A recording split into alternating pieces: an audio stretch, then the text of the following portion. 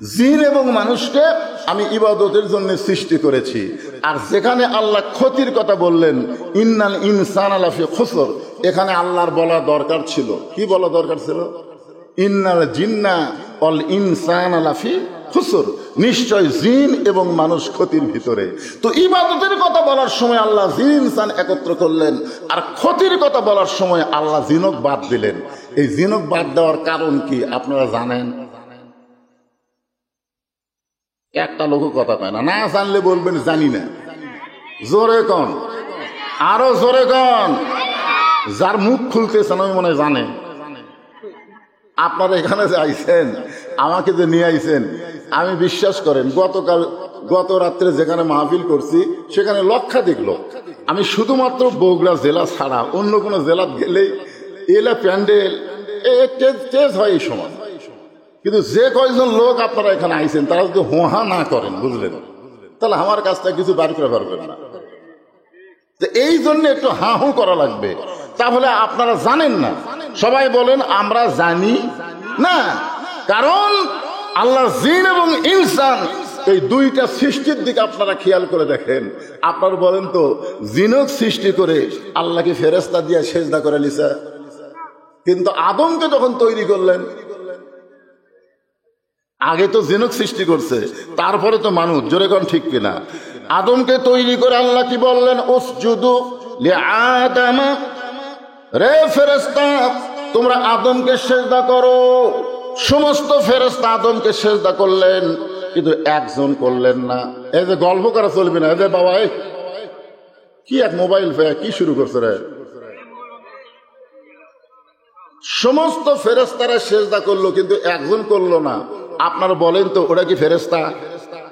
ওটা কে?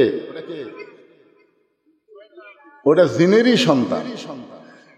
ফেরেশতার জিন যখন যুদ্ধ লাগলো, তখন বুড়া জিনগুলো সব মরে গেল, আর জুয়ান জিনগুলো সব কুয়ে কাহা পাহাড়ে গিয়ে আশ্রয় নিল।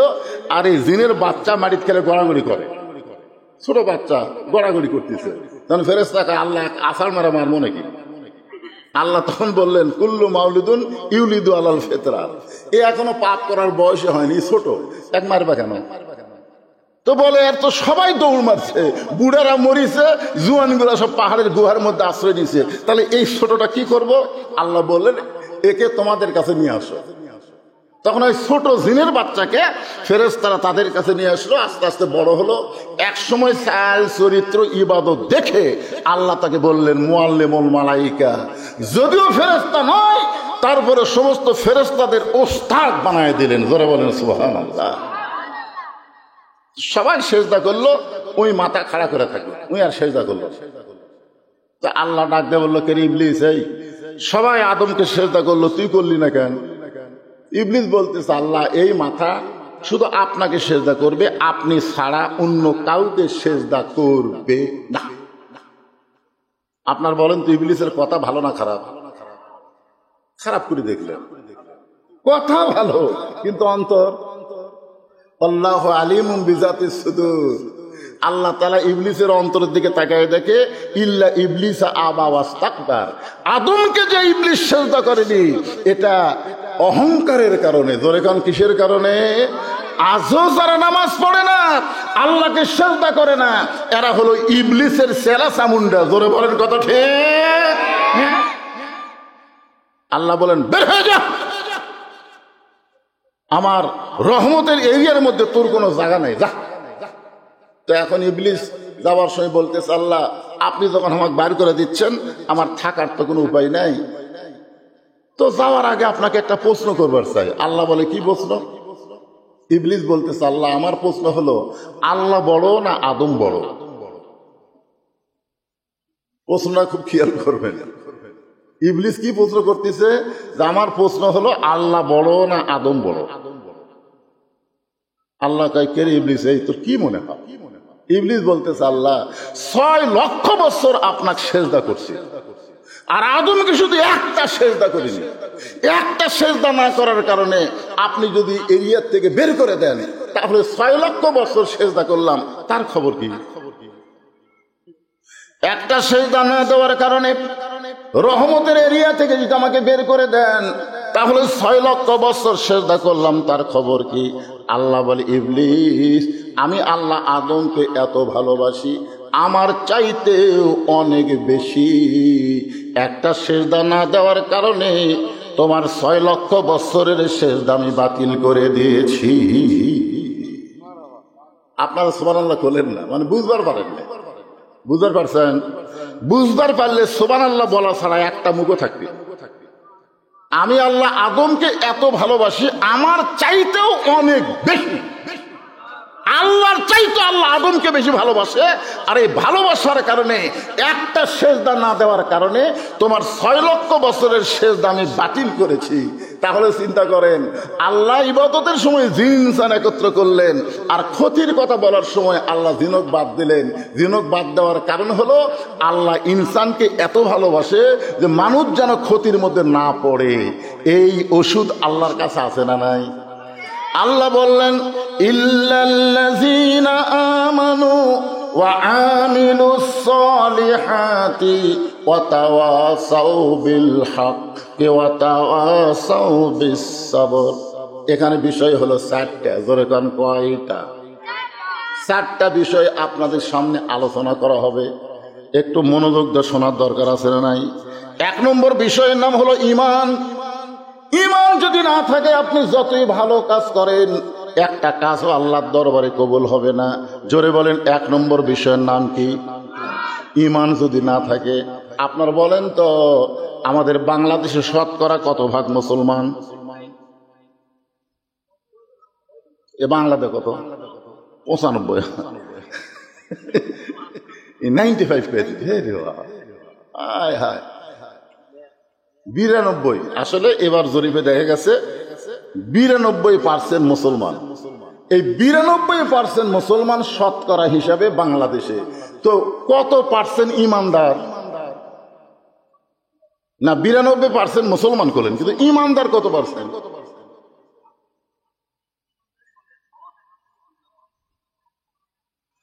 এখন একটা হাদিস আপনাদের বলি, দেখেন তো এই হাদিসটা অনুসারে আপনাদের তেলধাপের মসজিদের খবর কি? আল্লাহ রাসূল বলেছেন, লা সালাতা লা ঈমানা, যার নামাজ নাই তার ঈমান নাই। এই তেলধাপ মসজিদের মুয়াজ্জিন সাহেব আছে? কুটি আছে? আচ্ছা, যাই হোক, ঠিক আছে। উনি খবর ভালো দিবার পারবে যে ফজরের আসসালাতু খায়রুম মিনান নাম শোনার পরে কি রকম মুসল্লি হয়। কারণ 5 ওয়াক্ত নামাজের মধ্যে ফজরের নামাজ কেউ যদি মসজিদে জামাতে না পড়ে, আল্লাহ রাসূল বলেন সে নামাজ বাড়ি পড়লেও মুনাফিক। ধরে কোন কথা ঠিক কিনা? ওই নামাজ যদি বাড়িতে পড়ে তা ওই মুনাফিক হবে। এত গুরুত্বপূর্ণ নামাজ হলো ফজরের নামাজ। এখন চিন্তা করেন, আমরা ইমানদার কয়জন? আমরা নামাজ ভঙ্গের কারণ জানি, আমরা ওযু ভঙ্গের কারণ জানি, আমরা কিন্তু রোজা ভঙ্গের কারণ জানি, কিন্তু ঈমান ভঙ্গের কারণ আমরা জানি। এক কথা কয় না, জানেন না? আচ্ছা, কেউ যদি আপনাদের মধ্যে এরকম গজল গায়, আমার দয়াল বাবার দরবারেতে কেউ ফিরে না খালি হাতে, আপনার বলেন তো এই লোকটার ঈমান আছে? বলা লাগবে ইয়াকা নাবুদু ওয়া ইয়াকা নাস্তাইন, আমরা ইবাদত করি কার? তাহলে সাহায্য চাই কার কাছে? এখানে দয়াল বাবার কোনো কথা বলা চলবে?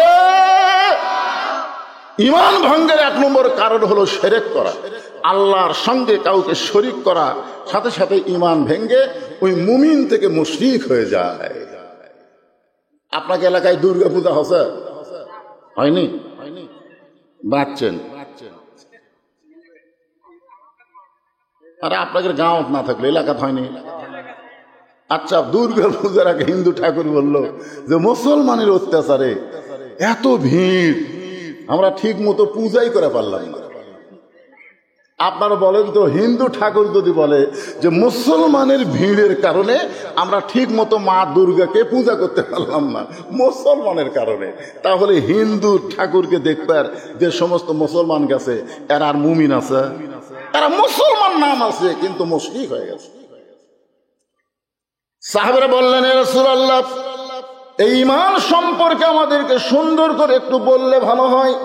আল্লাহ রাসূল বললেন, তাহলে শোনো, ইকরার বিল লিসান, তাসদিক বিল জানান, আমল বিল আরকান, এরই নাম হলো ঈমান। এখানে তিনটা কথা বলা হয়েছে, ধরে কোন কয়টা? এক নম্বর হলো ইকরার বিল লিসান, জবানে বলতে হবে লা ইলাহা ইল্লাল্লাহ। দুই নম্বর তাসদিক বিল জানান, কলিজার মধ্যে ঈমানের জায়গা দেওয়া লাগবে। কলিজার মধ্যে যখন ঈমানের জায়গা দিবেন, তখন ওই মানুষটার চরিত্র হযরত বেলালের মতো হয়ে যাবে। এই যে সুবহানাল্লাহ করেন, হযরত বেলাল কেমন? সারাদিন মারছে, সারাদিন মারছে, আর বলেছে শুধু একবার বল আল্লাহ রাসূল মানি না।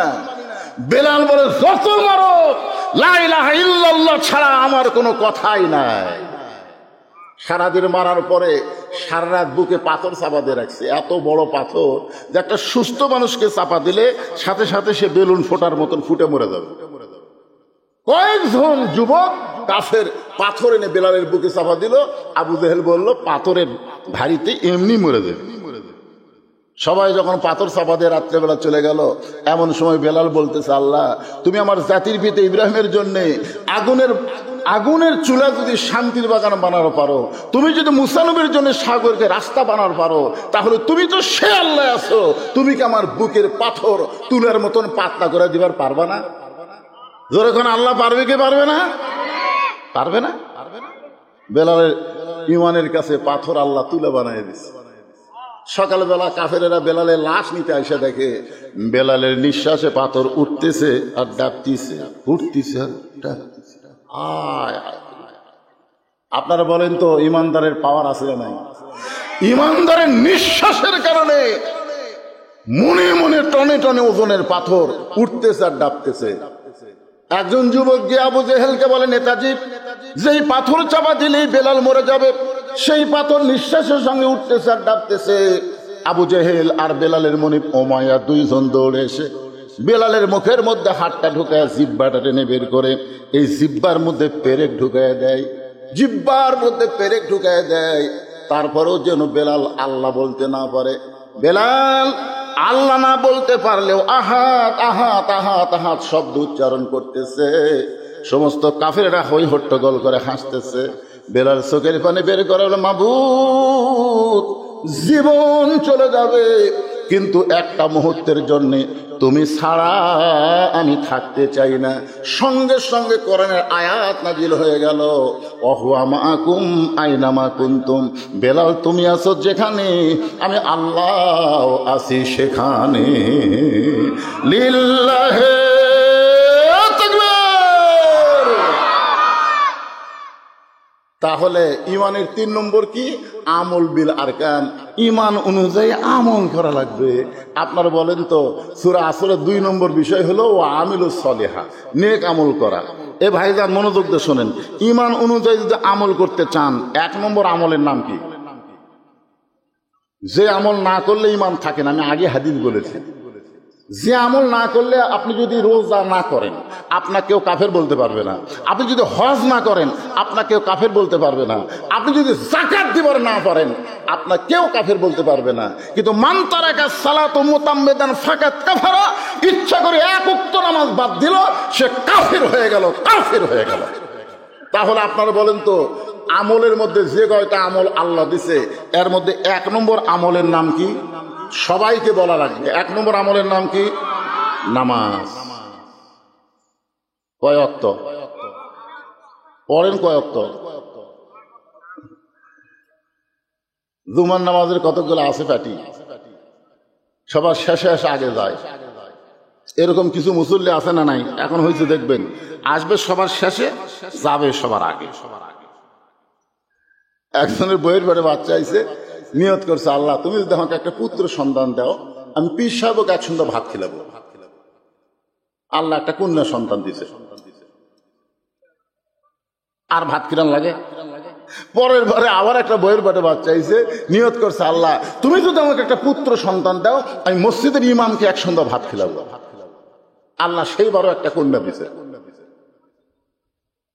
পরের বার চান্স লিখছে, দিকে আর একবার চান্স নেই। যেরকম আমি 3 বার চান্স লিয়ে 3টাই বেটি হচ্ছে, বুঝলেন? পরের বার চাষলে বইয়ের পেটে যখন বাচ্চা আইছে তখন রাগ করে বলতেছে, আল্লাহ তুমি যদি তোমাকে একটা পুত্র সন্তান দাও আমি শয়তানকে এক সুন্দর ভাত খেলাবো। মানে রাগ করে ফেলে দিছে। আল্লাহ সেইবারই একটা পুত্র দিছে। সন্তানের মা এখন সন্তানকে কোলে নিয়ে বলে, দিয়ে আল্লাহ বোঝে মন কায়রা নিতে কতক্ষণ, মন কায়রা নিতে কতক্ষণ। তুমি যে নিয়ত করলে পুত্র হলে শয়তানকে এক সুন্দর ভাত খেলাবা, তো শয়তানের দাওয়াত দেও না কেন? স্বামী বলে, পীর পাওয়া যায়, ইমাম পাওয়া যায়, শয়তান আমি কোথায় পাই? এখন বউ বলতে, শয়তানকে যদি দাওয়াত না দাও তোমার ভাত খাওয়া বন্ধ। তুমি জানো মান্যত পুরো না করলে সন্তান আমার বাঁচবে না। ওই মনের দুঃখে রাস্তা ঘুরতেছে। একজন বলে, কে রে ভাই মন ভার কেন? মন ভার কেন? বেটা হওয়ার কারণে। কারে পাগলা, বেটা হলে মানুষ খুশি হয়, তোর মন ভার কেন? বলে, নিয়ত করছি ভাই শয়তানকে একসঙ্গে ভাত খেলাবো। এখন শয়তান আমি কোথায় পাই? বউ বাড়ির ভাত বন্ধ করে দিছে, শয়তানকে দাওয়াত না দিলে আমাকে ভাত দেবে। তখন ওই লোকটা বলতে, শয়তানকে যদি পাবার চাও তাহলে বাবার দরবারে যাও। মারাত্মক কথা কথা, শয়তানকে যদি পাবার চাও তাহলে বাবার দরবারে যাও। তো বলতেছে, বাবার দরবারে গেলে শয়তান কেমনে পাওয়া যাবে? বলে, আমরা তো বাবার মুরিদ। একদিন বাবার সামনে আমরা কয়েকজন মুরিদ বসে আছি, ইতিমধ্যে বাবা চোখ বন্ধ করে এক মুরিদ খপ করে পড়ে গেছে।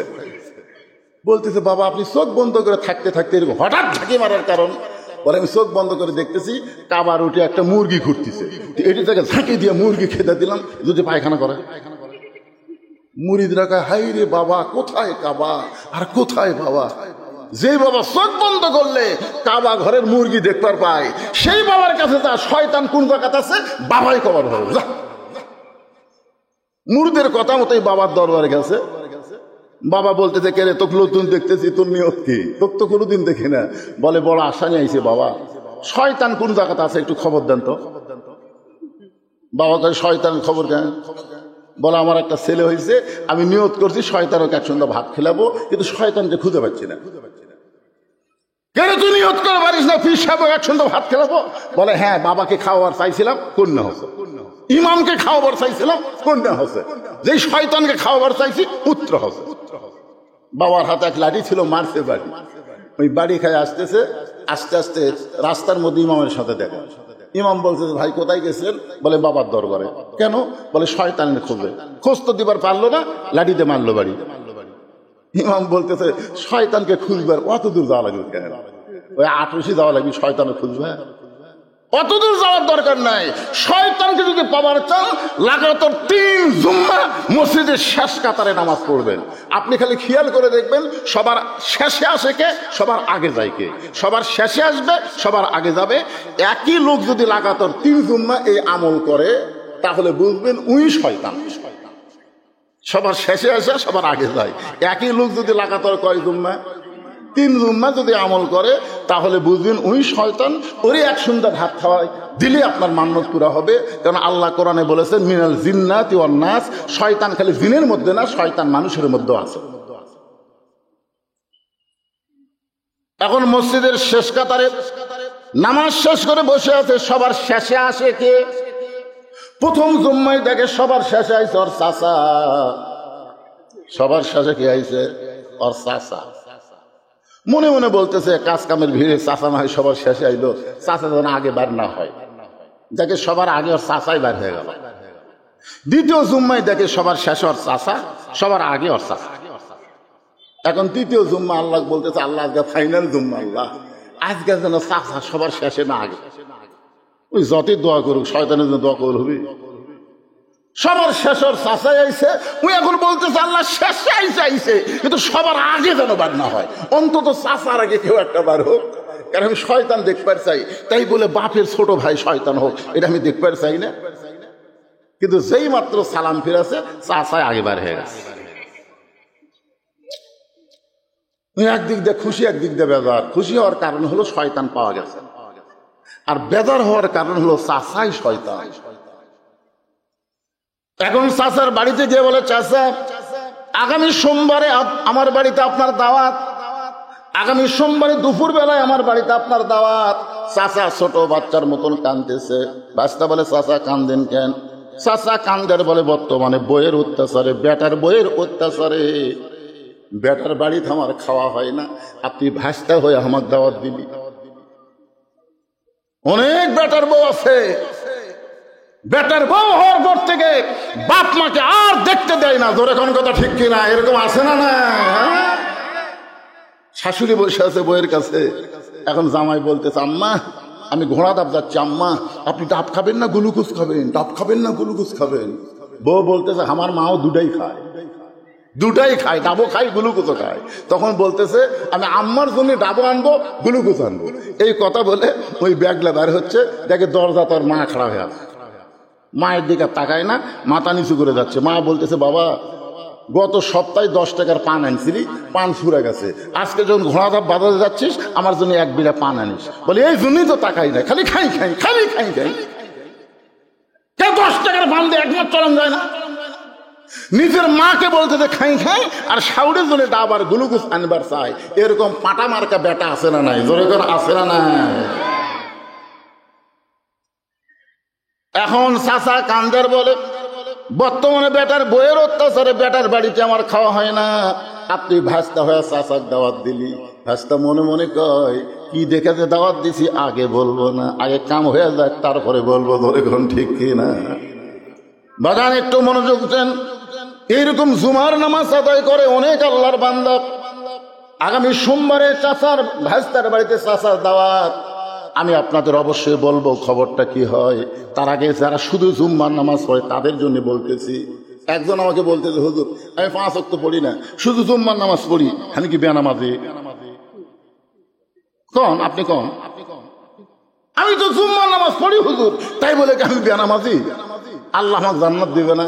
তখন আমি বললাম লা তাকনাতু মির রাহমাতিল্লাহ ইন্নাল্লাহা ইয়াগফিরু যুনুবা জামিয়া ইন্নাহু হুয়াল গাফুরুর রহিম।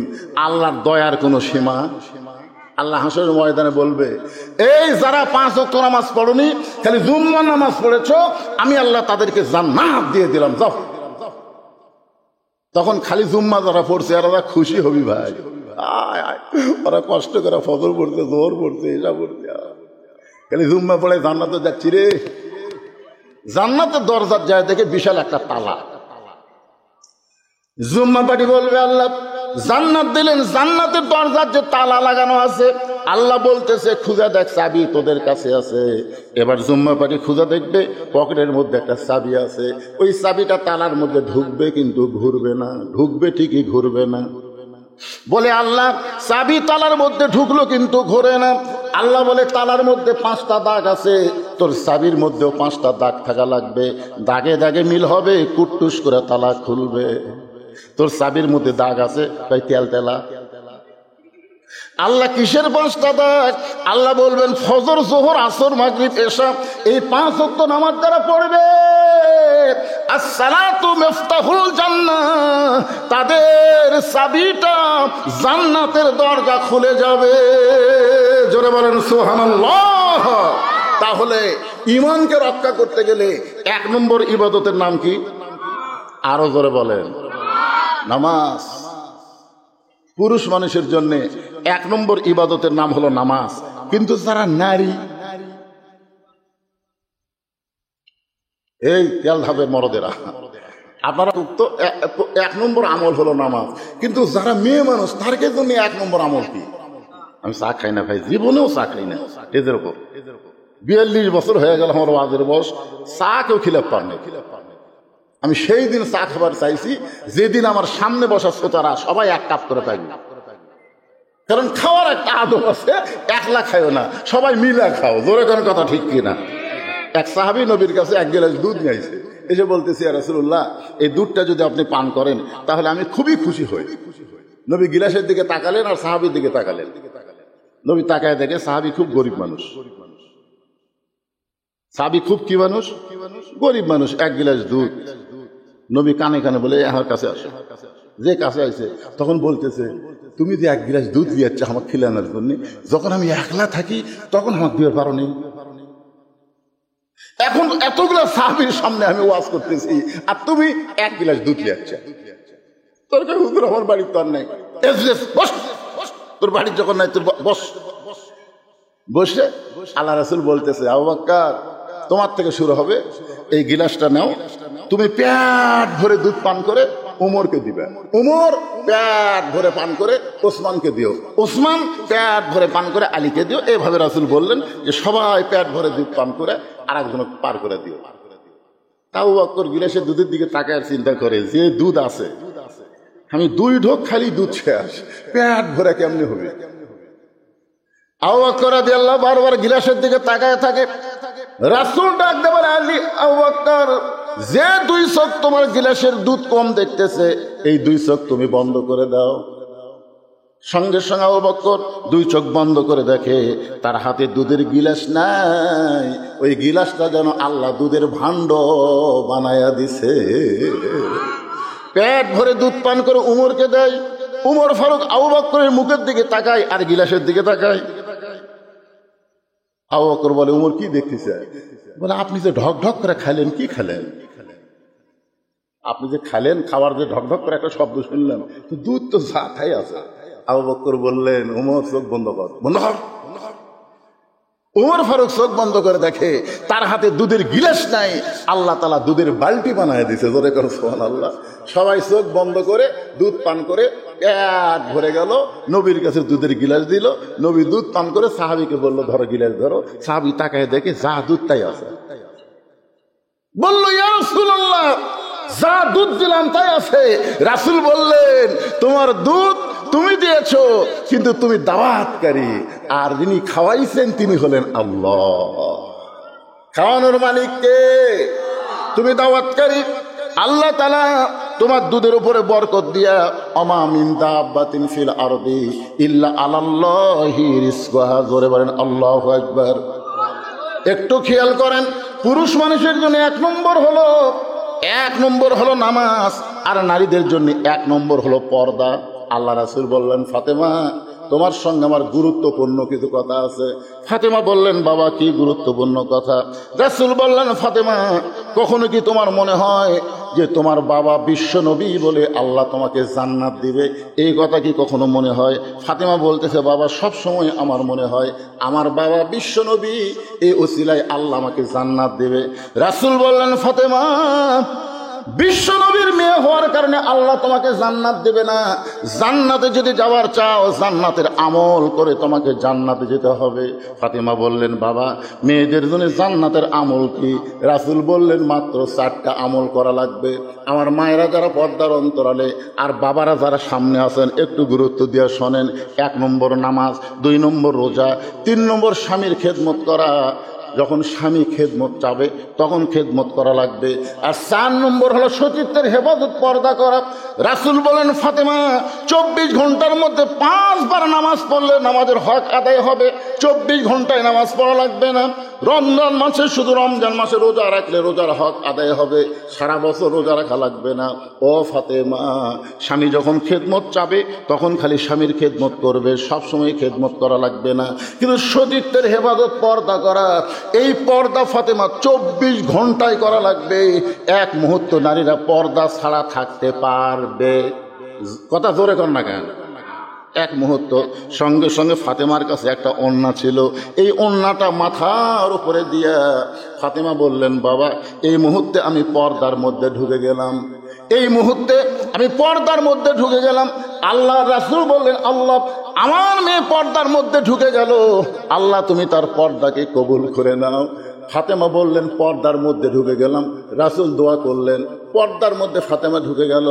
একদিন আল্লাহ রাসূলকে বলে, নবী গো, আপনার ফাতেমার পর্দা দেখে আমি আল্লাহ এত খুশি হয়ে গেছি, আমি আপনার মেয়েকে ডিগ্রি দিলাম, আমি আপনার মেয়েকে ডিগ্রি দিলাম সাইয়্যিদাতুন নিসাই আহলিল জান্নাহ, ফাতেমাতুজ জোহরা।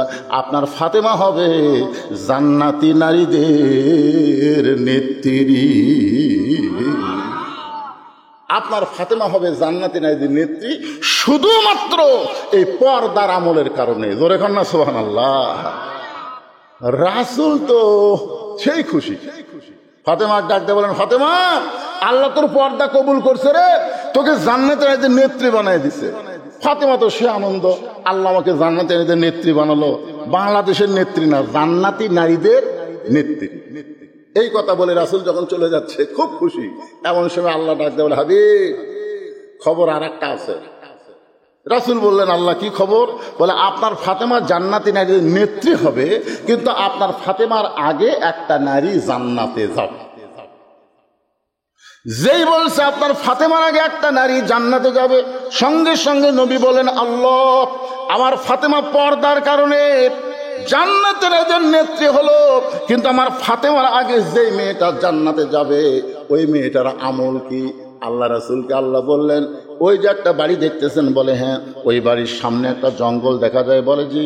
ওই জঙ্গলের সামনে ছোট্ট একটা ঝুপড়ি ঘর, ওই ঘরটা হলো একটা কাঠুরিয়ার ঘর।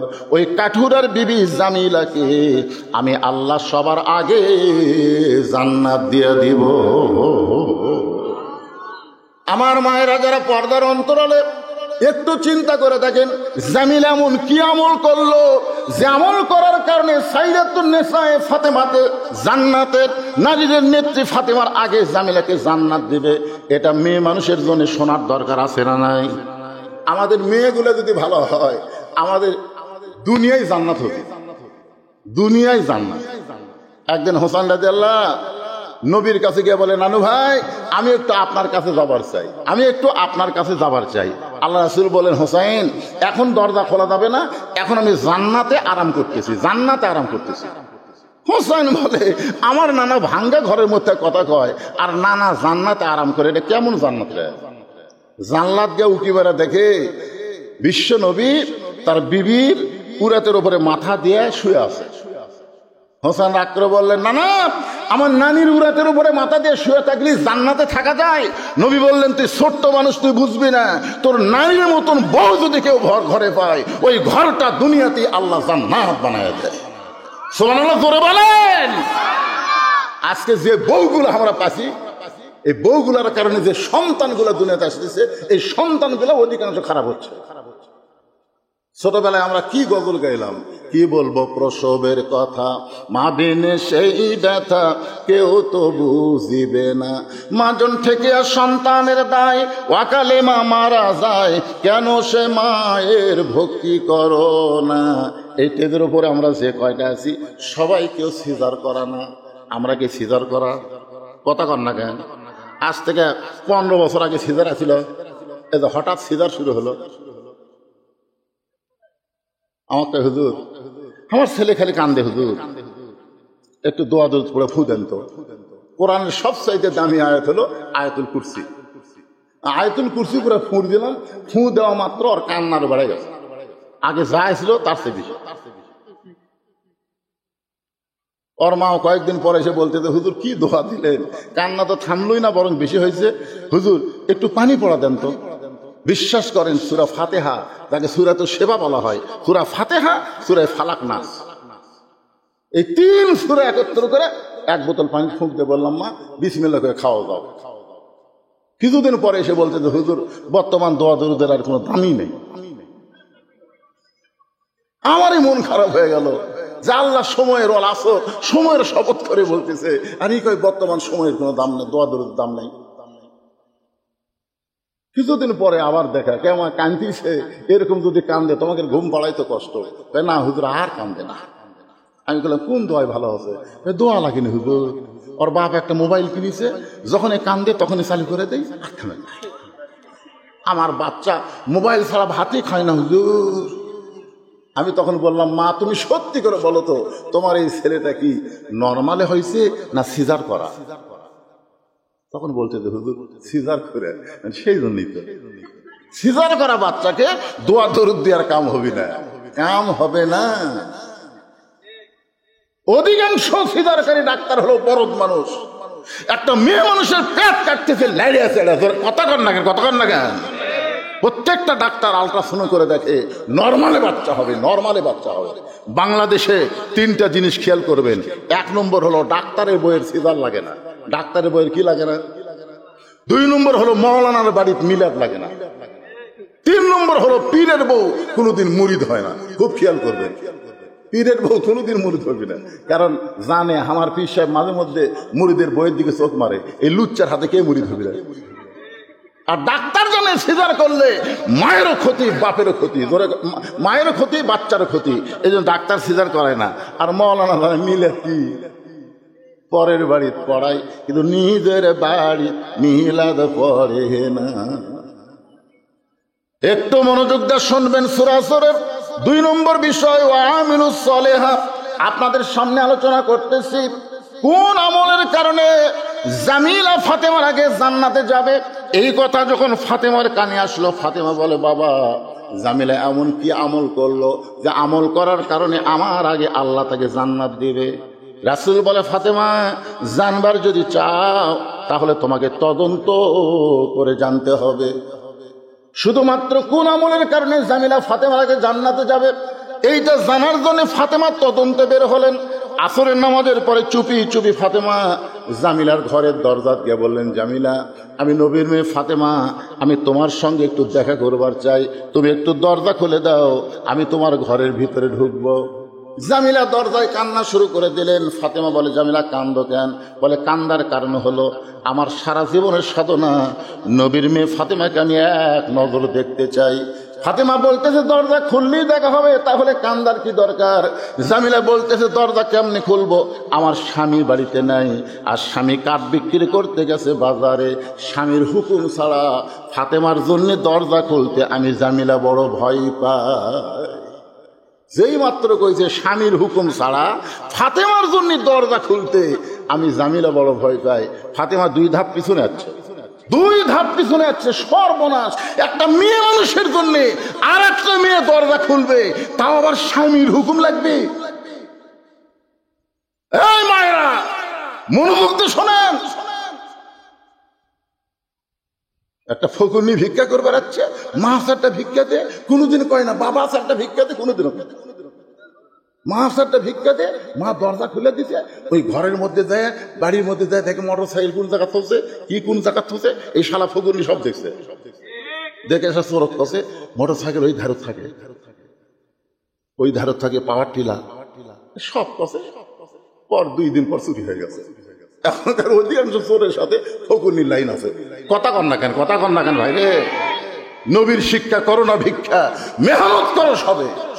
সামান্য কিছু হলেই কতগুলো ফকুনি, স্বামী কয় তালাক দে মরক, তালাক দে, ভিক্ষা করে খামো। ধরে কোন কথা ঠিক না, তালাক দে ভিক্ষা করে খাবি। শুধুমাত্র অসহায় ছাড়া, অন্ত ছাড়া, বৃদ্ধ ছাড়া, তাদেরকে ছাড়া অন্য কাউকে ভিক্ষা দেওয়া যাবে? কথা বলেন না কেন? ভিক্ষা দেওয়া যাবে? যাবে না। পাইকারি হারে সবাইকে ভিক্ষা দেওয়া যাবে না ভাইজান। একটু মনোযোগ দিয়ে কথাগুলো শুনতে হবে। আমি ওয়ামিলুস সালিহাত, তারপর আসতেছে ওয়াতাওয়াসাউ বিল হক ওয়াতাওয়াসাউ বিস সবর। আপনারা কি বিরক্ত হচ্ছেন? একটু মনোযোগ দিয়ে কথাগুলো শুনতে হবে। ফাতেমা 2 ধাপ পিছনে আইছে যে স্বামীর হুকুম ছাড়া আমার জন্য দরজা খোলে না, এর বাড়ির মধ্যে ঢোকাই লাগবে। এমন কি আমল করে যে আমল করার কারণে আমার আগে আল্লাহকে জান্নাত দেবে, এটা আমার জানাই লাগবে। ফাতেমার আকর্ষণ আরো বাইরে গেছে। জামিলা বলতেছে, ওগো নবীর মেয়ে ফাতেমা, আজকের মতো আপনি বাড়িতে যান, আগামীকাল যদি এই সময় আসেন, আসা মাত্রই দরজা খুলে দিব, কারণ রাত্রেবেলা স্বামীর কাছ থেকে আমি হুকুম নিব, স্বামীর কাছ থেকে হুকুম নিব, আগামীকাল আসা মাত্রই দরজা খুলে দিব। পরদিন ফাতেমা চুপি চুপি জামিলার বাড়ির দিকে যখন রওনা দেয়, ছোট্ট একটা বাচ্চা সামনে দাঁড়ায় বলে, মা গতকাল বিকেলবেলা আপনাকে অনেক খুঁজেছি মা, কিন্তু আপনাকে খুঁজে পাই নাই, আজকেও চোরের মতন কোথায় যান, আমিও আপনার সঙ্গে যাবার চাই। ফাতেমা দেখলেন বাচ্চাটা হলো হোসাইন। হাসান হলে বুঝান যাইতো, কিন্তু হোসাইন বলো যেদি, বুঝালেও কাজ হবে না। ওই হোসাইনকে সঙ্গে করে জামিলার বাড়ির দরজায় যেই মাত্র গেছে, হোসাইন দরজার সামনে গিয়ে বলতেছে, মা এই ভাঙ্গা দরজায় তুমি গতকাল আইছিলা, আজকেও কেন আসলা? এই বাড়িতে এমন কি আছে মা, যেই বাড়িতে আমার মাকে বারবার আসতে হয়, এই বাড়িতে এমন কি আছে? এমন সময় ফাতেমা দরজায় গিয়ে বললেন, জামিলা তুমি কি দরজা খুলবা না? জামিলা বলতেছে, 1 ঘন্টা হলে আমি দাঁড়িয়ে আছি, আপনি আসা মাত্রই দরজা খুলে দেব। ফাতেমা বলতেছে, তাহলে দরজা খুলে দাও।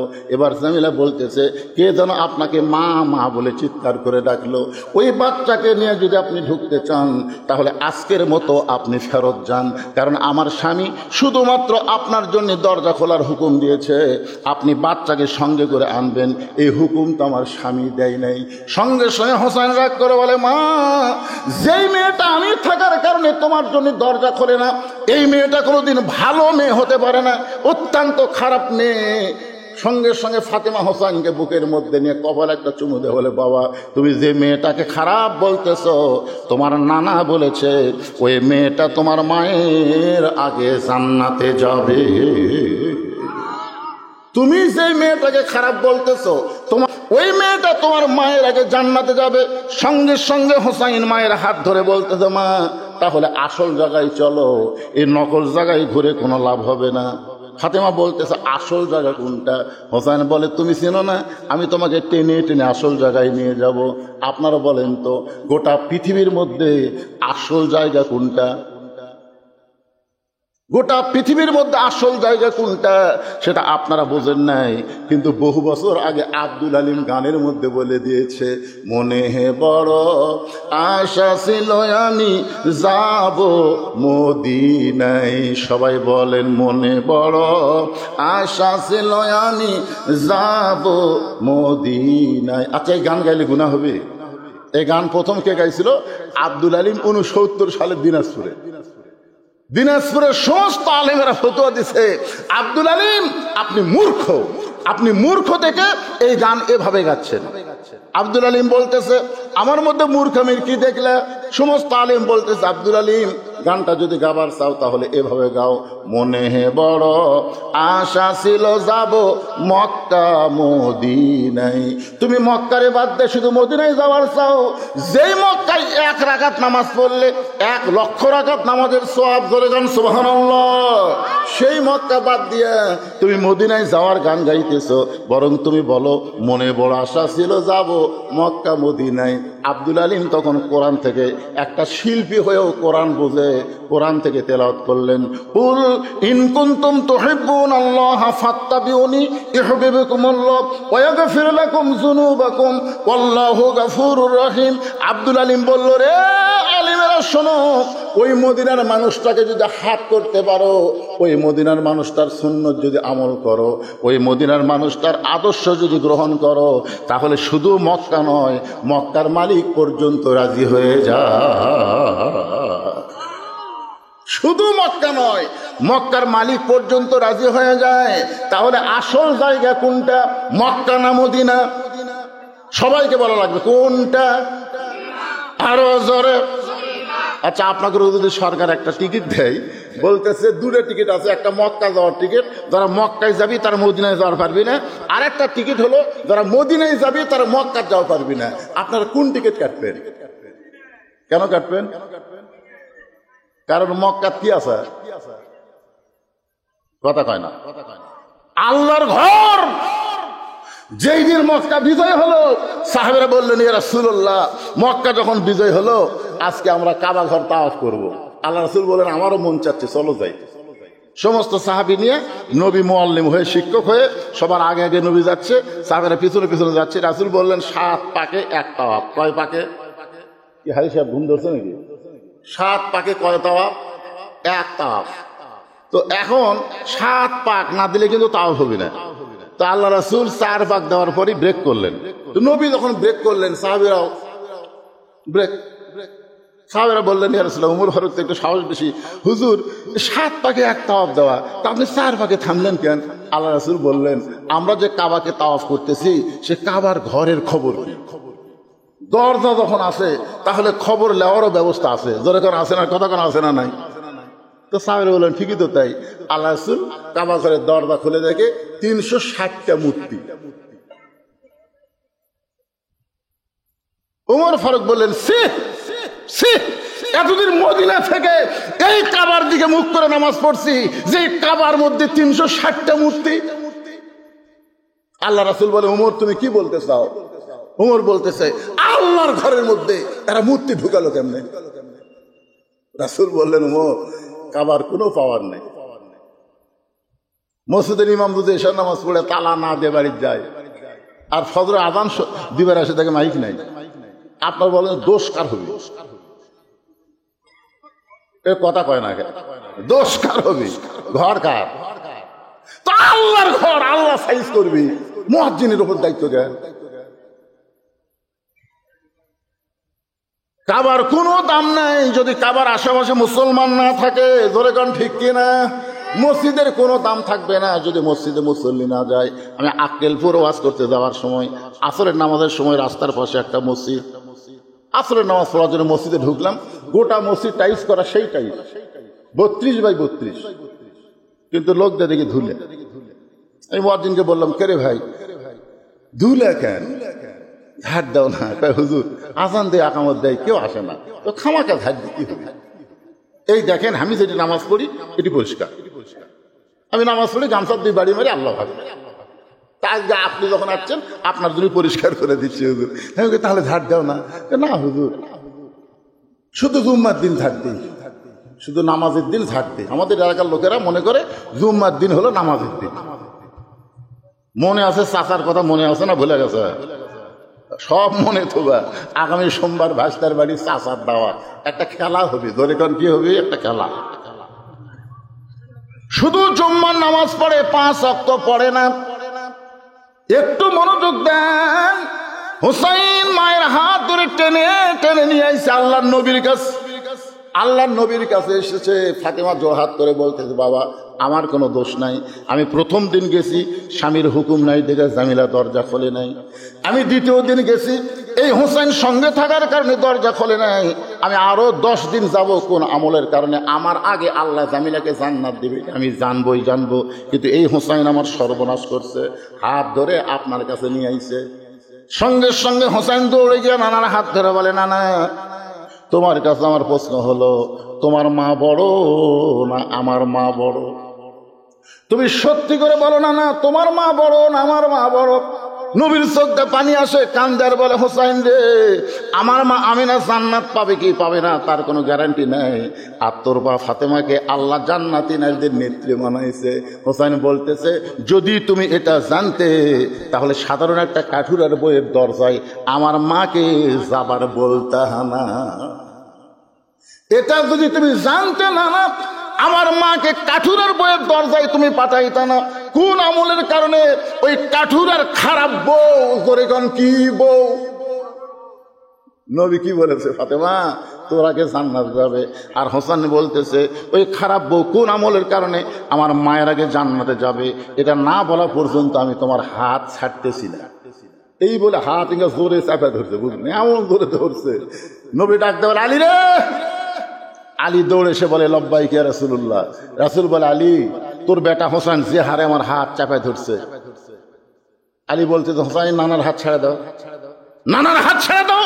তোমার নানা, তোমার নানা, তোমার নানা হলো বিশ্ব নবী, হাত ছেড়ে দাও। হোসেন বলতেছে, বাবা কি কি রকম করতে জানেন? আলী বলতেছে, কি করছে? বলে, আমার মাকে কাঠুরের বইয়ের দরজা পেড়ে দিচ্ছে, আমার মায়ের আগে নাকি কাঠুরের বউ জান্নাত হচ্ছে। আলী বলতেছে, তাহলে জোরে হাত ধর। তো নবী বলতেছে, কেন জোরে হাত ধরবে কেন? জোরেই তো ধরা লাগবে। কে আগে জান্নাতে যাবে, কে পরে জান্নাতে যাবে, এটা আপনি পুরুষ মানুষকে বলেন যে 1 নম্বর আবু বকর জান্নাত, 2 নম্বর উমর জান্নাত, 3 নম্বর ওসমান জান্নাত, 4 নম্বর আলী জান্নাত। একটা মরদ মানুষ মন খারাপ করবি না। মরদ মানুষের নিয়ত হলো জান্নাত তালি হলো। জোরে কোন কথা ঠিক কিনা? কিন্তু আপনি মেয়ে মানুষকে গোল করে গেছেন কেন? কারণ মেয়ে মানুষের মনের মধ্যে হিংসা কম না বেশি? কথা কম না কেন? আমি খেলে আমার বইয়ের হিংসা দেখার জন্য একদিন একটা বুদ্ধি করে বললাম, আমি যদি জান্নাতে যাই আল্লাহ আমাকে বেহেশতে হুর দিবি। আমার বউ বলতেছে, হুর কি গো? হুর হলো সুন্দরী।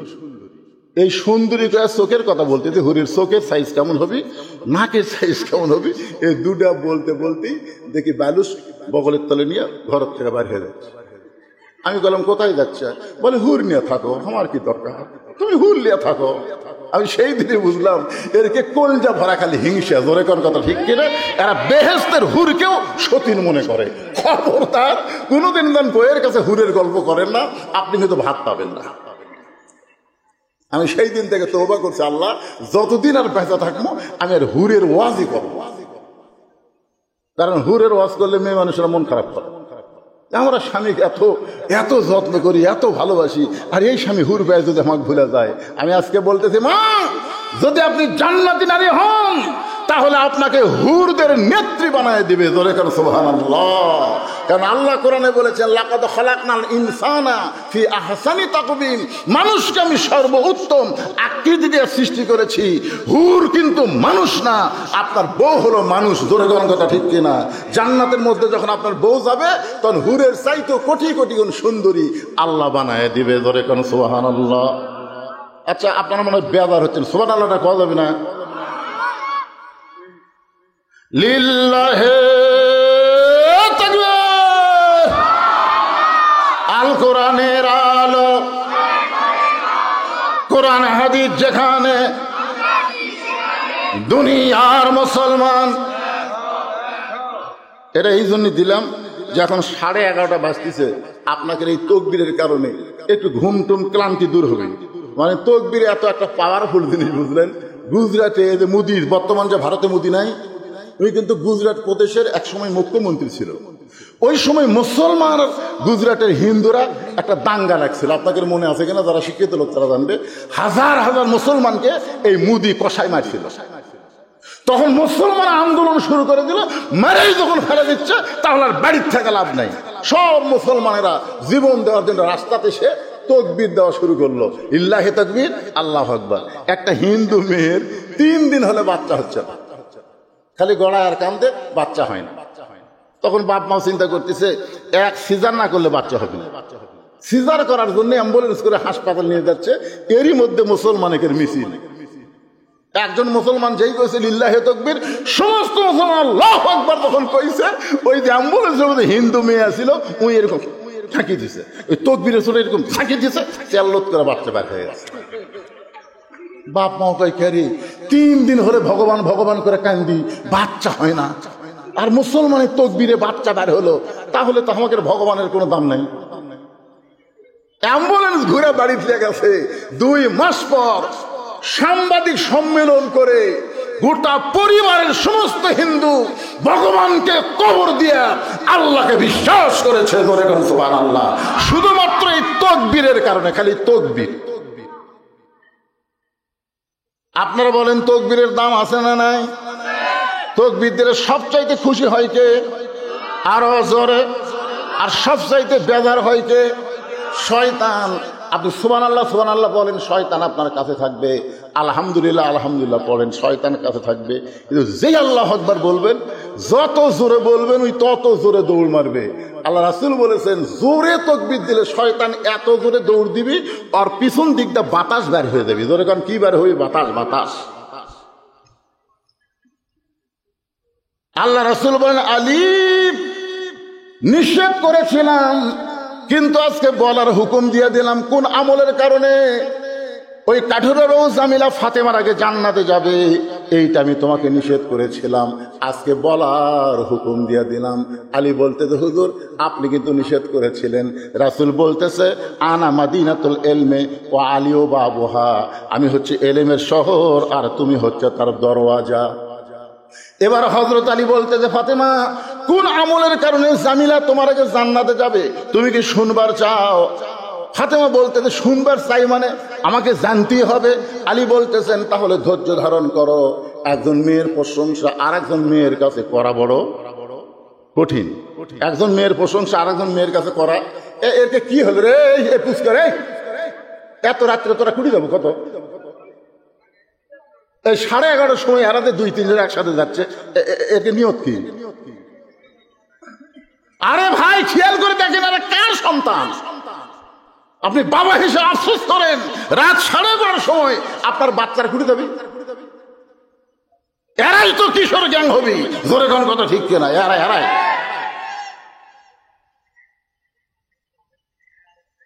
যুবকেরা খালি মনোযোগ তো শোনো। সোমবার দিন চাচা যাবি ভাইস্তার বাড়ি দাওয়াত খাবা, শুক্রবারের ফজিলত কি আজকেই বুঝা পাবা।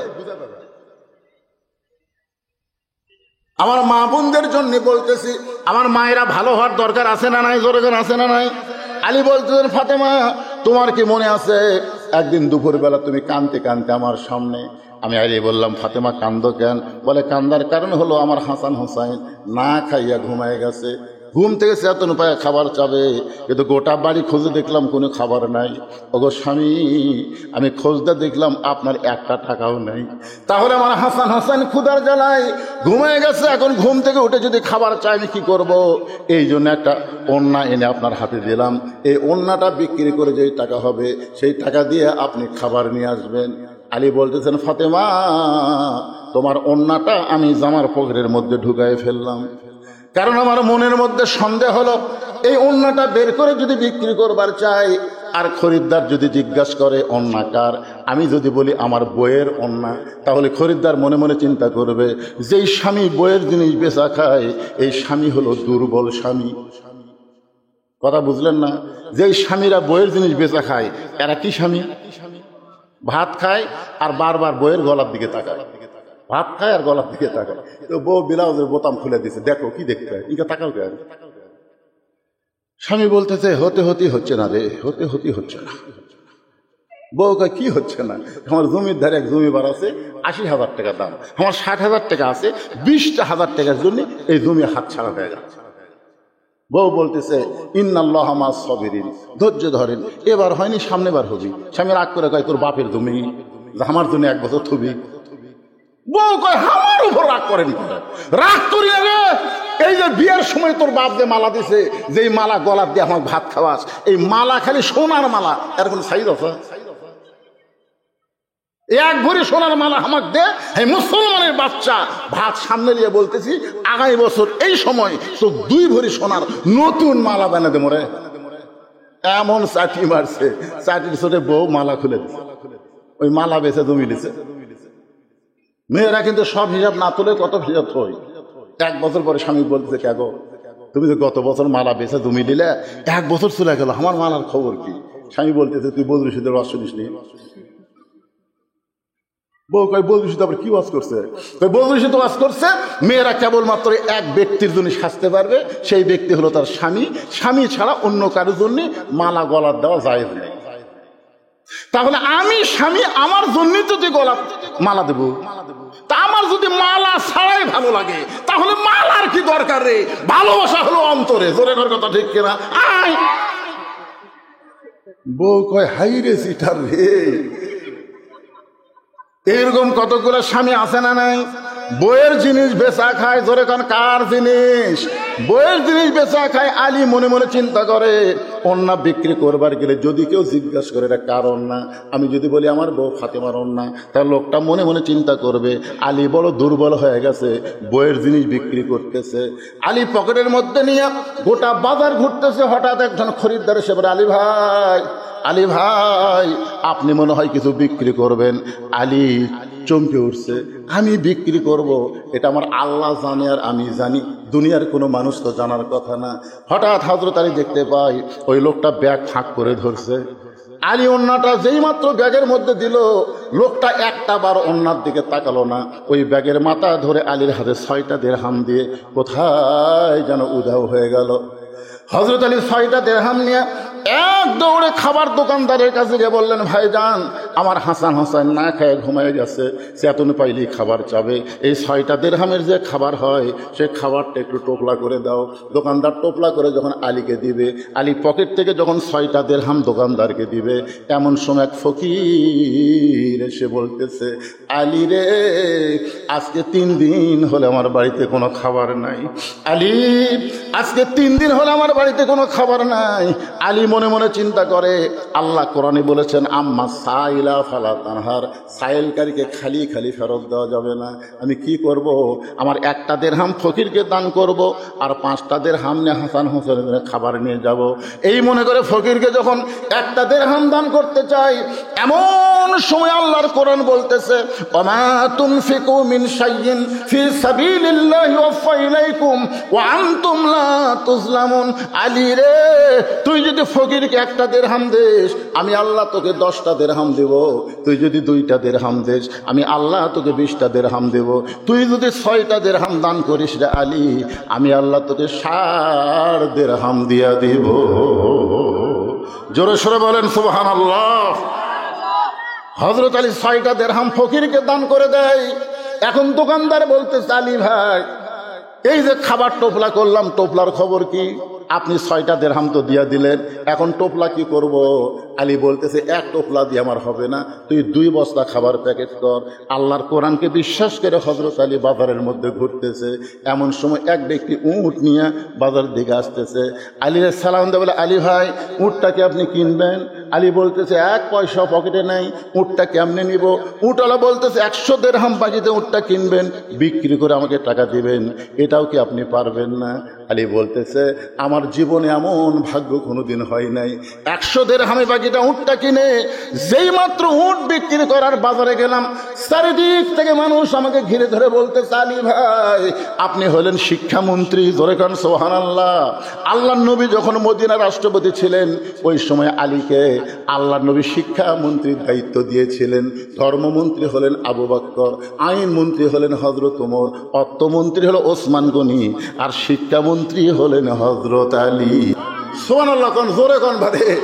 আচ্ছা, বাংলাদেশে আলীর মতন শিক্ষামন্ত্রী যদি থাকতো, তাহলে ফরকানিয়া মাদ্রাসার জন্য ভিক্ষা করা লাগতো, চায়ে চিন্তা করা লাগতো, প্রাইমারির জন্য ভিক্ষা করা লাগতো, আকদম বাকদম গরম সাথে ঢাকঢোল লোক ঝাঁঝর বাজে এই মিথ্যা শিক্ষার জন্য 1টা পয়সাও খরচ করা যাবে না। জালিকাল কিতাবুল লা রাইবা ফিহি হুদাল লিল মুত্তাকিন, যেখানে আল্লাহর কোরআনে শিক্ষা হয়, সেই শিক্ষার জন্য সরকারের বাজেট হবে। জোরে কোনো কথা ঠিক কিনা? কথা বলেন। কিন্তু যে কয়টা শিক্ষামন্ত্রী আমরা পাচ্ছি, সব শালায় নাস্তিক। রাসূল বলেছেন, খায়রুকুম মান তাআল্লামাল কুরআন ওয়া আল্লামা। একেবারে ছেলেপেলেরা, তোরা যে রাস্তা ঘুরিস, তোর কি ঘোরনি ব্যারাম হচ্ছে? এই দেখেন দেখেন দেখেন, ছোটবেলা একটা গান শুনছিলাম, চাবি মাইরা দিছে সাইরা, চাবি মাইরা দিছে সাইরা, জনম ভরা ঘুরিতাছে। এমন শয়তানি লোক চাবি মারছে ভাই, ওরা খালি মেলা ঘুরতেছে, এই দাঁত দিয়ে যায়, বসে না। কেরে সোমবার দিন চাচা ভাইস্তার বাড়ি যাবি, তারপরে তোরা বসিস না কেরে? দেখছো 2জন খাটায় দাঁতের লাল চাই, তা বসে না।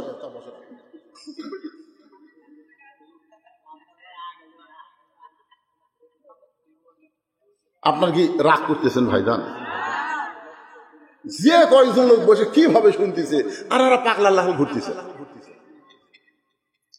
এই বুড়া মানুষদের ভালো হওয়ার কোনো দরকার নাই, কারণ বুড়া মানুষ বুড়া বয়সে তওবা করতেছে। আল্লাহ আল্লাহ, মানে যতদিন ঘুষের চাকরি আছিল ততদিন তওবা করেনি, বুঝলেন?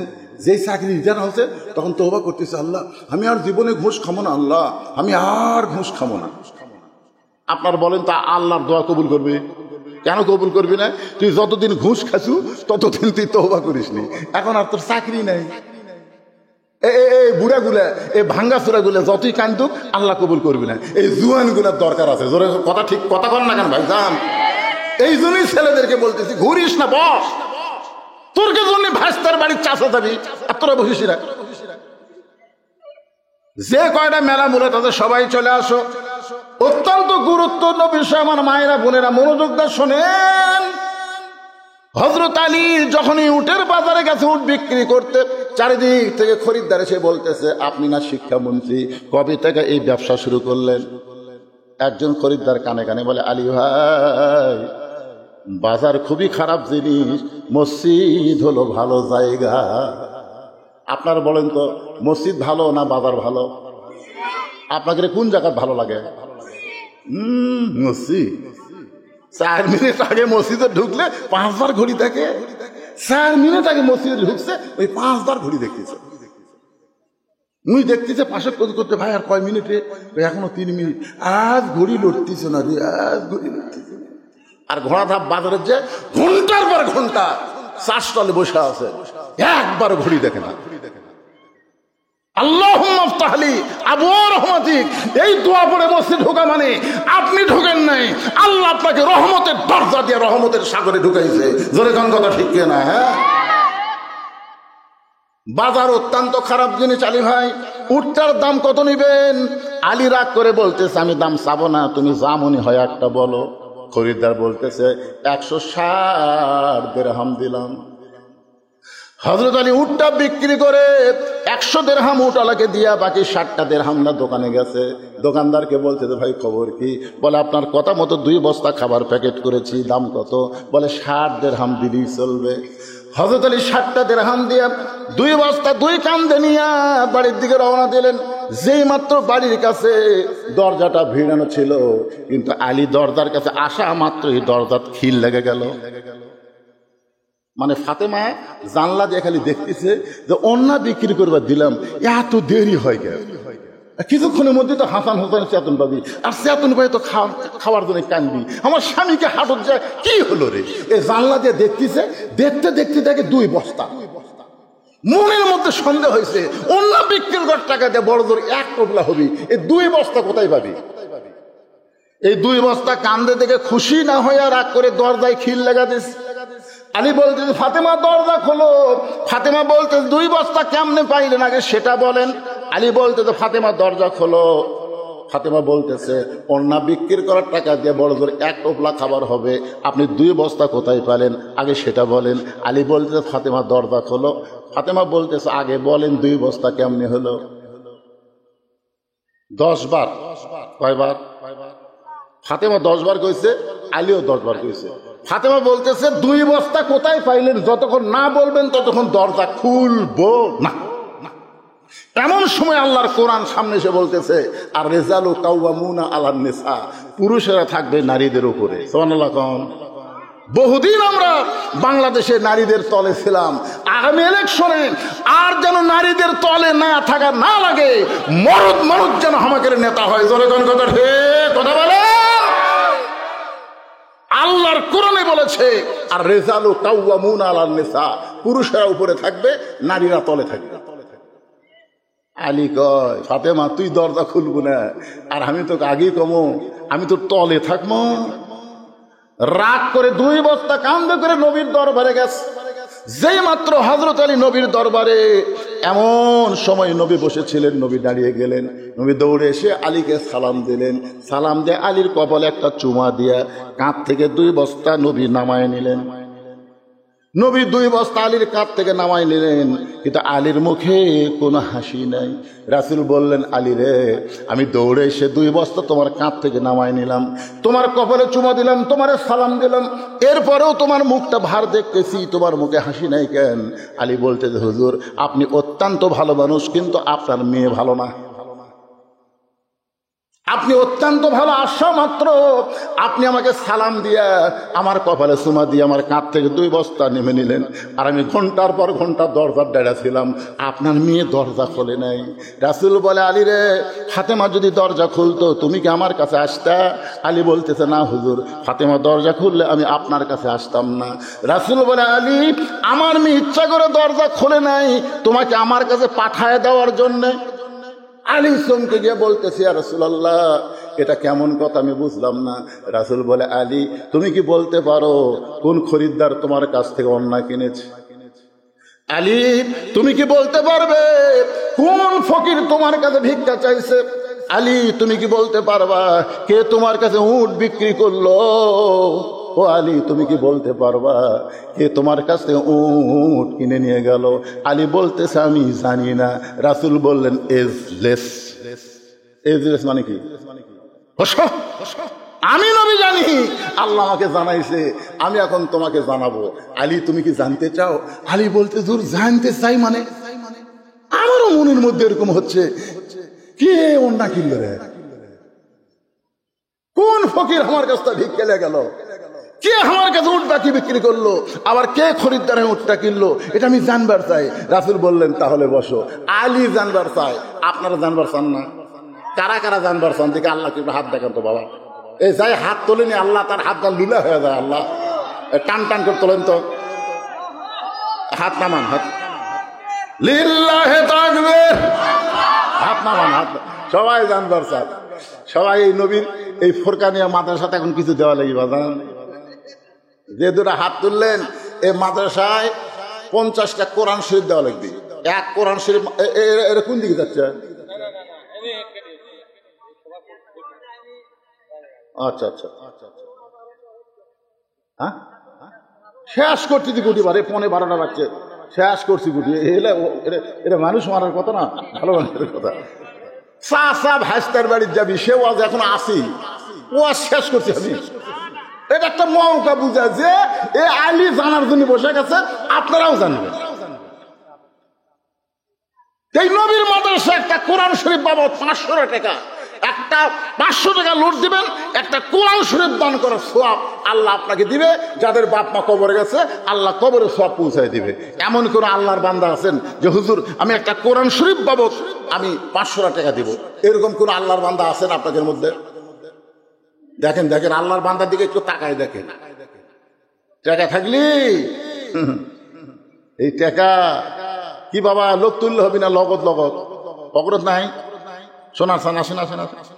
মাশাআল্লাহ মাশাআল্লাহ, দেখেন তো কয়টা দেয়। আমি চাচ্ছি একটা দিয়ে দিল, দুইটা ভিতরের গামছা আদায় কয় টাকা হবে? কে করলো ভিতরে?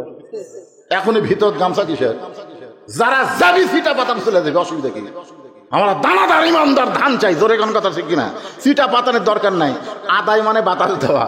বাতাস দিলে সিটা পাতান উড়ে দেবে, বুঝলেন না? সিটা পাতান কি বাতাস দিলে ধানের মধ্যে থাকে? এ কথা কোন থাকে? তো এখন আদায় হচ্ছে, এখন সিটা পাতানো তারা কবি আমরা চলে যাই। এই টাকা আপনার কাছে আছে, মাশাআল্লাহ, ওটাই হবে। মাশাআল্লাহ, আল্লাহ তোমার এক বান্দা দুইটা কোরআন বাবদ 1000 টাকা দিছে, আর একজন কোরআন শরীফ বাবদ 500, আবার বাড়তি 10 টাকা দান করেছে, 510 টাকা। আর একজন মুরব্বী বলে হুজুর আমার কাছে 200 আছে, 200 টাকায় দান করলো তোমার নবীর ফোরকানিয়া মাদ্রাসার জন্য, আল্লাহ কবুল করো। দারিয়াল মন্ডল পাড়ার আব্দুল বাড়ি দুইটা কোরআন শরীফ বাবদ 1000 টাকা দান করেছে।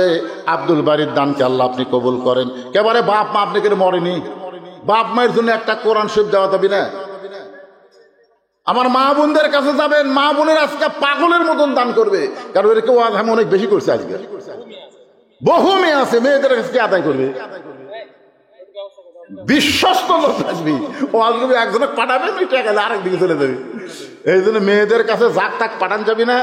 একেবারে এমন বুড়া বুড়া মেয়ে মানুষকে দেখলে কিছুই মনে হয় না, এমন ছোট বাচ্চা মেয়ে মানুষ দেখলে বোঝই না। কথাটা বুঝলেন না? না হয় হিজড়া মার্কা যারা মেয়ে মানুষ দেখলে তার লোভ নেই। আর মেয়েদের মধ্যে মেয়েরাই যদি আদায় করে, এটা সব চাইতে বেশি ভালো। ফেরদাউস আল্লাহ দুইটা কোরআন শরীফ বাবদ 1000 টাকা দান করলো, আল্লাহ ফেরদাউসের দানকে কবুল করেন। আল্লাহ নেক নিয়ত নেক আশা পড়া করে, আল্লাহুম্মা আমিন। ধরে বলে আল্লাহুম্মা আমিন। আপনার কাছে টাকা যদি না থাকে, আচ্ছা আপনার তেল ধাপের কারা কারা, তারা একটা হাত তোলেন তো। যারা তেল ধাপের, এই তেল ধাপের যারা, তারা হাত তোলে। আচ্ছা হাত নামান তো। তেল ধাপের বাহিরের যারা, তারা হাত তোলেন তো। তেল ধাপের বাইরে যারা, আচ্ছা বোঝা গেছে।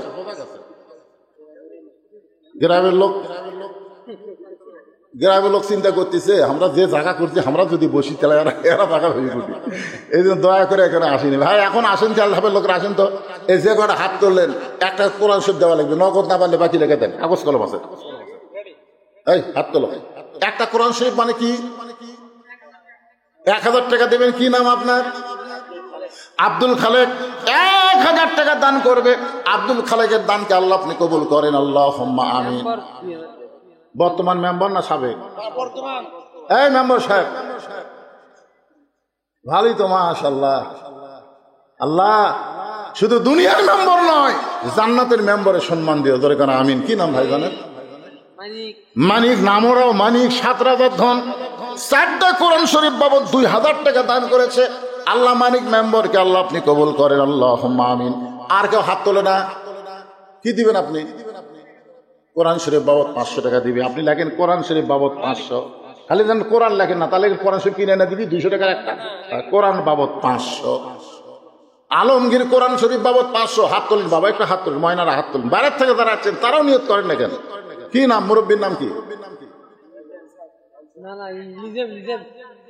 হ্যাঁ, ও নিজামুদ্দিন। আপনার নাম কি আনসার না নিজাম?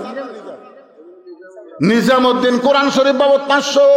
আনসার কোরআন শরীফ বাবদ 500। ঘটাঘট লেখেন, সমানে লেখেন। এই সাইডে একজনও নাই। ইমরান কোরআন শরীফ বাবদ 500 টাকা দান করবে। আল্লাহ ইমরানের দানকে আল্লাহ আপনি কবুল করেন, আল্লাহুম্মা আমিন। এটা লগো দিয়ে আছে। কি নাম ভাই জানেন? আলামিন। এই গ্রামের জামাই। আরে জামাইগুলো তো ধরাই হয়নি রে, এমনি এই একটা জামাই। আচ্ছা আলামিন ভাই এই গ্রামের জামাই কোরআন শরীফ 500 টাকা দিছে, আর একটা জামাই আছে আপনাদের মধ্যে এই গ্রামের জামাই, এই জামাই হাত তুললে কি হয়? না দেন না দেন, হাত তোলেন তো। এটা যেটা উঠে আসতেছে এটা কি? ও জামাইগুলো সব খিলেছে শুয়ে দিছে, দাওয়াতি দেয়নি, ও দাওয়াতি দেয়নি। কে বাবা? এই সর তোর ভাগ না দিলে তুমি কিছু দিবা না? ও ফাঁসলি দিয়ে গেছে, মাশাআল্লাহ। মা দিছে 1000, ভাগ না দিল 500। আল্লাহ যেখানে মা ভাগনা সেখানে নাই কোনো বিপদ, মা ভাগনা যেখানে বিপদ নাই সেখানে মা ভাগনাকে একসঙ্গে জান্নাত দিয়ে ধরে কোন আমিন বলেন বলেন বলেন। আপনি যদি বলেন 2 মণ আলু তুমি, এবার আলু আলু আলু ভাই আয় আয় আয় রে। কি আপনারা গ্রামের লোকের টাকা তুলিছেন আগে? হ্যাঁ, আপনাকে যদি ভিতরে এখন গামছা দিয়ে ব্যাগ দিয়ে নামে দেয় সে লোক আছে আপনাকে? হ্যাঁ রেডি ভিতরে নামো তো বাবা। অনেকে 10 টাকা 20 টাকা 50 টাকা 100 টাকা দিবি, তারা শরমে উঠতেছে না। তোমরা একটু ব্যাগলা ভিতরে দাঁড়াও, ময়নারা দাঁড়াও দাঁড়াও, দেন সবাই দেন, কিঞ্চিত হলেও দিবেন। আপনি কি দিবেন? আব্দুল সালাম 500 টাকা দিবে কোরআন শরীফ বাবদ, আল্লাহ কবুল করেন। 1000 টাকা দিল। আব্দুল করিম 2টা কোরআন শরীফ বাবদ 1000 টাকা দান করেছে। আব্দুল করিমের দানকে আল্লাহ আপনি কবুল করেন, আল্লাহুম্মা আমিন। রেজাউল করিম মন্ডল 2টা কোরআন শরীফ বাবদ নগদে 1000 টাকা দান করেছে। দোয়া চাই, আমরা দোয়া করি আল্লাহ তার বাপার কবরকে জান্নাতে টুকরা বানায় দেন, আল্লাহুম্মা আমিন। দেন। নাসির মিয়া 500 টাকা বাকি দান করেছে। নাসির মিয়ার নাম লেখেন, 500 টাকা বাকি। আর এক মা আমার 100 টাকা দান করেছে। নূর ইসলাম অসুস্থ, দোয়া চাই আমার মা, আমরা দোয়া করি আল্লাহ তাকে পুরোপুরি সুস্থ দান করুক, ধরে কোন আমিন। একজন নূর ইসলাম 400 টাকা দান করেছে। আল্লাহ নূর ইসলামের দানকে আল্লাহ আপনি কবুল করেন। কেরে ব্যাগলে দৌড়াই করে, এই লেও সবার টাকা লো, সবাই দেন না ভাই। 10 টাকা 20 টাকা 50 100 দেওয়া যাবে না? আল্লাহ রাস্তায় দেন, সবাই দেন, সবাই দেন। আমার মায়েদের মধ্যে আদায় হচ্ছে, মায়েরাও দেন। দোয়া করে দিও মা খাদিজাতুল কুবরার সঙ্গে আল্লাহ যেন জান্নাত দিয়ে দেয়। ব্যাগগুলো সব টেজর দিয়ে দিবেন, সব ব্যাগ আদায় করে টেজর দিয়ে দিবেন, একজনও লড়াচড়া করবেন না। আমি সহসভাপতি, আজকের মাহফিলের সম্মানিত সহসভাপতি জনাব আলহাজ মোহাম্মদ জাহিদুর রহমান 4টা কোরআন শরীফ বাবদ 2000 টাকা ধরে বলেন মারহাবা। আল্লাহ সহসভাপতির দানকে আল্লাহ আপনি কবুল করেন, আল্লাহুম্মা আমিন। লড়াচড়া করবেন না, দান করে আবার বসে থাকবেন ইনশাআল্লাহ। আরিফুল আল্লাহ কোরআন শরীফ বাবদ 500 টাকা দান করেছে। আরিফুলের দানকে আল্লাহ আপনি কবুল করেন। 2টা মেয়ের জন্য হুজুর বর্ষা এবং বৃষ্টি দোয়া করবেন। কি দিছে? বর্ষার বৃষ্টি, মানে 2 মেয়ের নাম, একটা নাম বর্ষা, একটা নাম বৃষ্টি। হাই রে, আর পানির উপরে এত লিশারে, মেয়ের নাম তো বর্ষার বৃষ্টি। এগুলা মুসলমানের নাম না, এগুলা পরিবর্তন করতে হবে। এ দোয়া যে বর্ষা বৃষ্টির জন্য চাইলো, খালি খালি নাকি দিতেছে?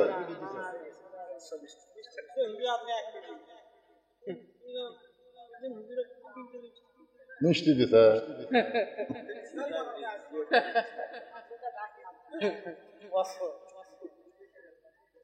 আমার ডায়াবেটিস বাবা, আমার দিয়ে লাভ নাই।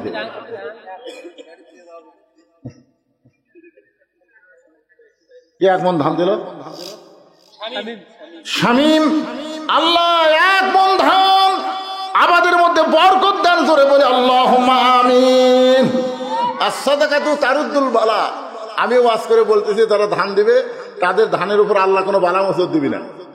60 টাকা একজন করছে, হুজুর ওর জমির ধারে আমার জমি, তারটা যদি বালা মুসিবত না আছে আমারটা তাসবি। আসলে কি চালাক দেখছেন? আসলে আর বালা মুসিবত ধানের উপর আসবে না, কিন্তু তোর বউ যে গোসল করবার যা শীত কাটানো হয়ে পড়ে যাবি সেটা আমি জানতেছে না। হ্যাঁ, এই জন্যে নবীর হাদিসকে বিশ্বাস করবেন, as-সাদাকাতু তারুদ্দুল বালা। দান সাদকা করলে আল্লাহ সকল বালা মুসিবত থেকে হেফাজত করে, ধরে কোন আমিন। মেয়েদের মধ্যে এই দেখেন মায়েরা যে দান করবে সেটা বুঝবার পারছি। এই 2টা মেয়ের নাম মুখস্থ করে আসেনি। মা আপনাদের মধ্যে থেকে দুইজন মা দুইটা কোরআন শরীফ বাবদ 500 টাকা করছে দান। আল্লাহ আমার মায়ের দানকে কবুল করে, মা খাদিজার সঙ্গে কবুল করেন। আব্দুর রশিদ কোরআন শরীফ বাবদ 500 টাকা দান করছে। আব্দুর রশিদের দানকে আল্লাহ আপনি কবুল করেন, আল্লাহুম্মা আমিন। গফফার হাজি অনুষ্ঠান না ও দারিয়াল হাজি পাড়ার 500 টাকা বাকি কোরআন শরীফ বাবদ দান করেছে। আব্দুল গফফারের দানকে আল্লাহ আপনি কবুল করেন, আল্লাহুম্মা আমিন। আপনাকে প্রধান অতিথি কি দিল? বোধাই কয় টাকা দিতে দোয়া কর লাগবে লিল্লাহ আকবার। আজকে 20,000 টাকা ধরে বলেন মারহাবা। আর প্রধান অতিথির সাথে তার একটা বরেণ্য নাকি অতিথি আছিল, তাই কি দিছে জনাব আব্দুর রশিদ। বরেণ্য অতিথি আব্দুর রশিদ 5,000 টাকা ধরে বলেন মারহাবা। মাশাআল্লাহ। কয় হাজার? এই 5,000 কয়ে তো গীত দিলি আবার 2,000। আচ্ছা, দুইজন মিলে 5,000। তাহলে আর একটা জুয়েল আর আব্দুর রশিদ দুইজন মিলে 5,000 টাকা, একজন 3,000 একজন 2,000। আল্লাহ দানকে কবুল করেন, আল্লাহুম্মা আমিন। আতিকুর 1,000 টাকা দান করেছে। আল্লাহ আতিকুরের দানকে আল্লাহ আপনি কবুল করেন, আল্লাহুম্মা আমিন। আমিনো আমিনো আল্লাহ আমিনো। এই যে মক্ত, এই যে ফোরকানিয়ার মাদ্রাসার সভাপতিকে, এই মাদ্রাসার ম্যানেজিং কমিটির সভাপতি, ম্যানেজিং কমিটির সভাপতি কোনটা? ফোরকানিয়া মাদ্রাসার সভাপতিকে দিছে। সেটা কবি না আপনারা, তথা জনগণ কবি। এই মাদ্রাসার সেক্রেটারি কে? সেক্রেটারি উনি দিছেন, তাইও দিছে। আব্দুল গফুর সাহেব, আপনি কোন জায়গাতে আছেন? তাহলে হাতটা দেখি তো আপনি ময়না ওই জায়গাতে আছেন। আপনি দিছেন? মাশাআল্লাহ, সবাই দিছে। আপনারা একটু জিকির করেন, সামনের দিকে আসেন, ফাঁকা জায়গাটা পুরো হয়ে যাক। যারা গেছে তারা আসুক, পিছনে বসুক, অসুবিধা নেই। আমি আবার আলোচনা শুরু করব। এখন জিকির করে করে সামনে আসেন। লা ইলাহা। মাঝে মাঝে ফাঁকা জায়গা পুরা করে দেন, ওই ফাঁকের মধ্যে শয়তান বসবি বলেন। আপনি যে জায়গায় বসলেন ওই জায়গায় সাক্ষী আছে আপনার। আবার উঠে এসে আর এক জায়গায় বসবেন, ওই জায়গায় আপনার সাক্ষী হবে। দুই জায়গা আপনার জান্নাতের সাক্ষী হবে। এই জন্য সবাই জিকির করেন আর সামনের দিকে এসে বসেন। লা ইলাহা ইল্লাল্লাহ, লা ইলাহা। এই ছেলেরা যারা ডানে আছে, বসো বসো বাবা, বসো। এই বাকি কথাগুলো শেষ করে দিয়ে তোমাদের সবাইকে নিয়ে মোনাজাত করব। এই তেল ধাপ বড় কষ্ট করে মেহনত করে আজকের জান্নাতের বাগান লাগাইছে।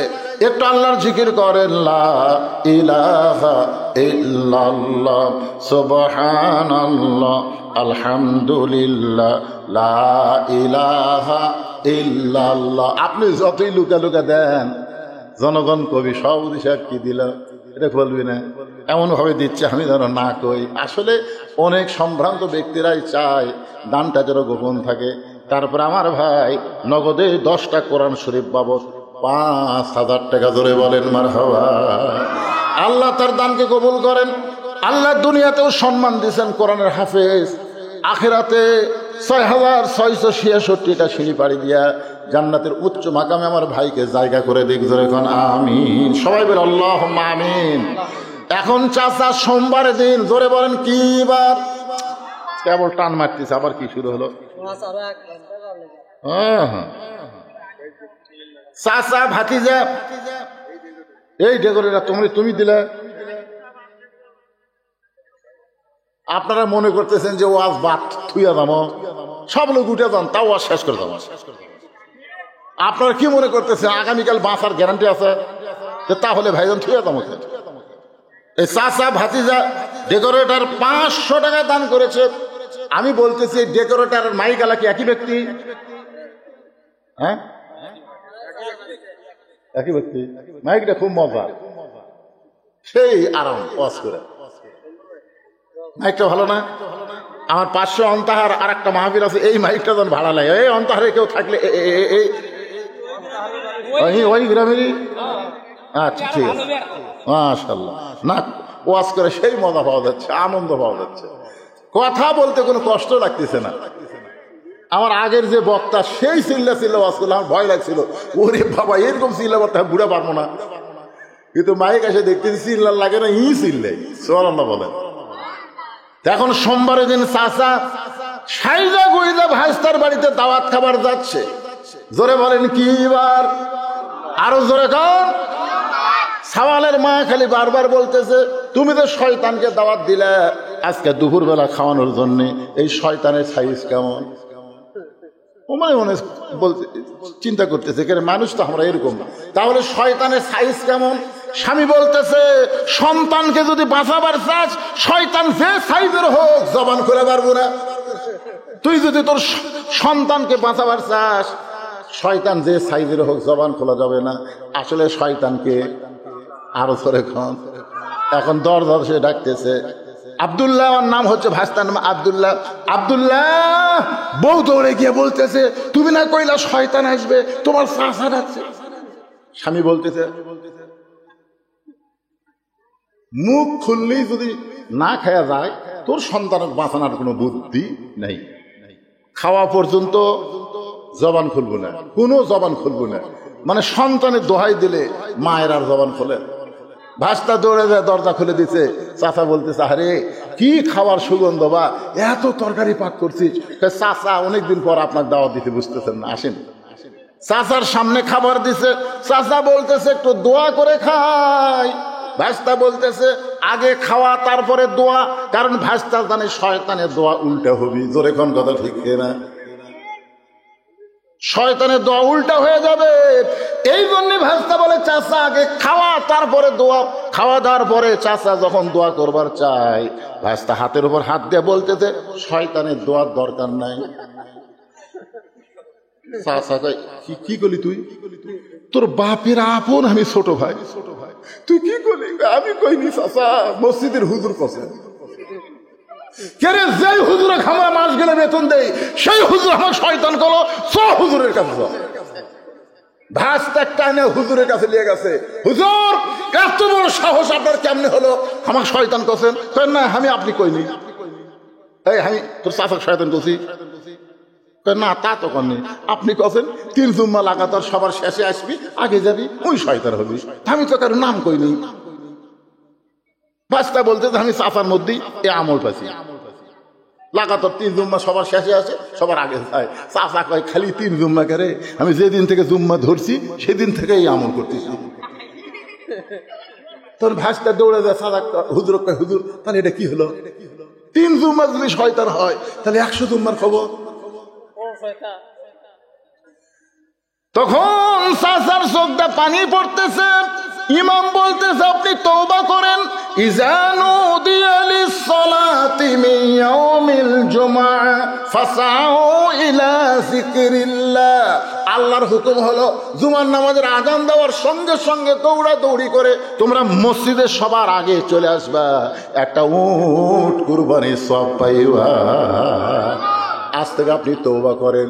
চাচা বলতেছে, তওবা করলাম, এখন থেকে সবার আগে আসবো, সবার শেষে যাব, আর কোনোদিন পরে এসে আগে যাব না। এবার ইমাম সাহেব বলতেছে, তোমার মান্য তো পুরা হলো, তোমার চাচার তওবাও আল্লাহ কবুল করে নিল। আলী বলতেছে, রাসূলুল্লাহ, কে ওন্না কিনেছে আমি জানি না। রাসূল বলতেছেন, আলী রে, পর্দানিশী নারীকে আল্লাহ এত ভালোবাসে, পর্দানিশী নারীকে আল্লাহ অত্যন্ত ভালোবাসে। আমার মায়েরা শোনেন, পর্দানিশী নারীকে আল্লাহ এত ভালোবাসে। আলী, আমার ফাতেমা পর্দানিশী, সেই ফাতেমার অন্য দুনিয়ার কোনো মানুষ কিনুক, এটা আল্লাহ চায়নি, এটা আল্লাহ পছন্দ করেনি বলে একজন ফেরেশতাকে খরিদ্দার বানায়া মানুষরূপী তোমার কাছে পাঠায় দিছে। ওই ওন্নাটা 6টা দিরহাম দিয়ে কিনে আল্লাহ তাআলা জান্নাতের মধ্যে রাইখা দিয়েছে। আলী, যেই ফকির তোমার কাছে ভিক্ষা চাইল, সেই ফকির হলো ওই ফেরেশতাই যে তোমার কাছ থেকে ওন্না খরচ করে নিয়ে গেল। ওই ফেরেশতাকে আল্লাহ বলল, ও ফেরেশতা, মানুষের রূপে যাও, আলীর কাছে ফকির হও, যে 6টা দিরহাম দিছি, ওই 6টা দিরহাম আমলের পরীক্ষা করব, আজকে আলীর কাছে তার সন্তানের দাম বেশি না আমি আল্লাহর কোরআনের দাম বেশি? এই পরীক্ষা হবে। নবী বলে, আলী রে, ওই ফেরেশতা ফকির সাইজা তোমার কাছ থেকে 6টা দিরহাম নিয়ে গেছে, আর আল্লাহর কোরআন তোমাকে বলতেছে একটা দিরহাম দিলে তোমাকে 10টা দিরহাম দেওয়া হবে। আল্লাহ ওই ফেরেশতাকে উটওয়ালা বানায়া তোমার কাছে উট বিক্রি করলো, আবার ওই ফেরেশতাকে খরিদ্দার বানায়া 160 দিরহাম দিয়ে আল্লাহ তোমার কাছ থেকে উট খরিদ করে নিল। এই খরিদ করার পরে 100 দিরহাম উটওয়ালারে দিয়া যেই 60টা দিরহাম তুমি পাইলা 2 বস্তা খাবার নিলা। ফাতেমা বলতেছে, আপনি যে ওয়াজ আমাকে বসে থেকে শুনাইলেন, কাটুরের বউ জামিলা আমার আগে জান্নাতে কেমনে যাবে, এ ওয়াজটা তো আমি এখনো পর্যন্ত শুনতে পাইলাম না। আলী বলতেছেন, ফাতেমা তুমি জান্নাতে নেত্রী হওয়ার কারণে আল্লাহ তোমাকে হেঁটে হেঁটে জান্নাতে নেবে না, নেত্রী হওয়ার কারণে আল্লাহ তোমাকে উঠের পিঠে করে জান্নাতে নিবে।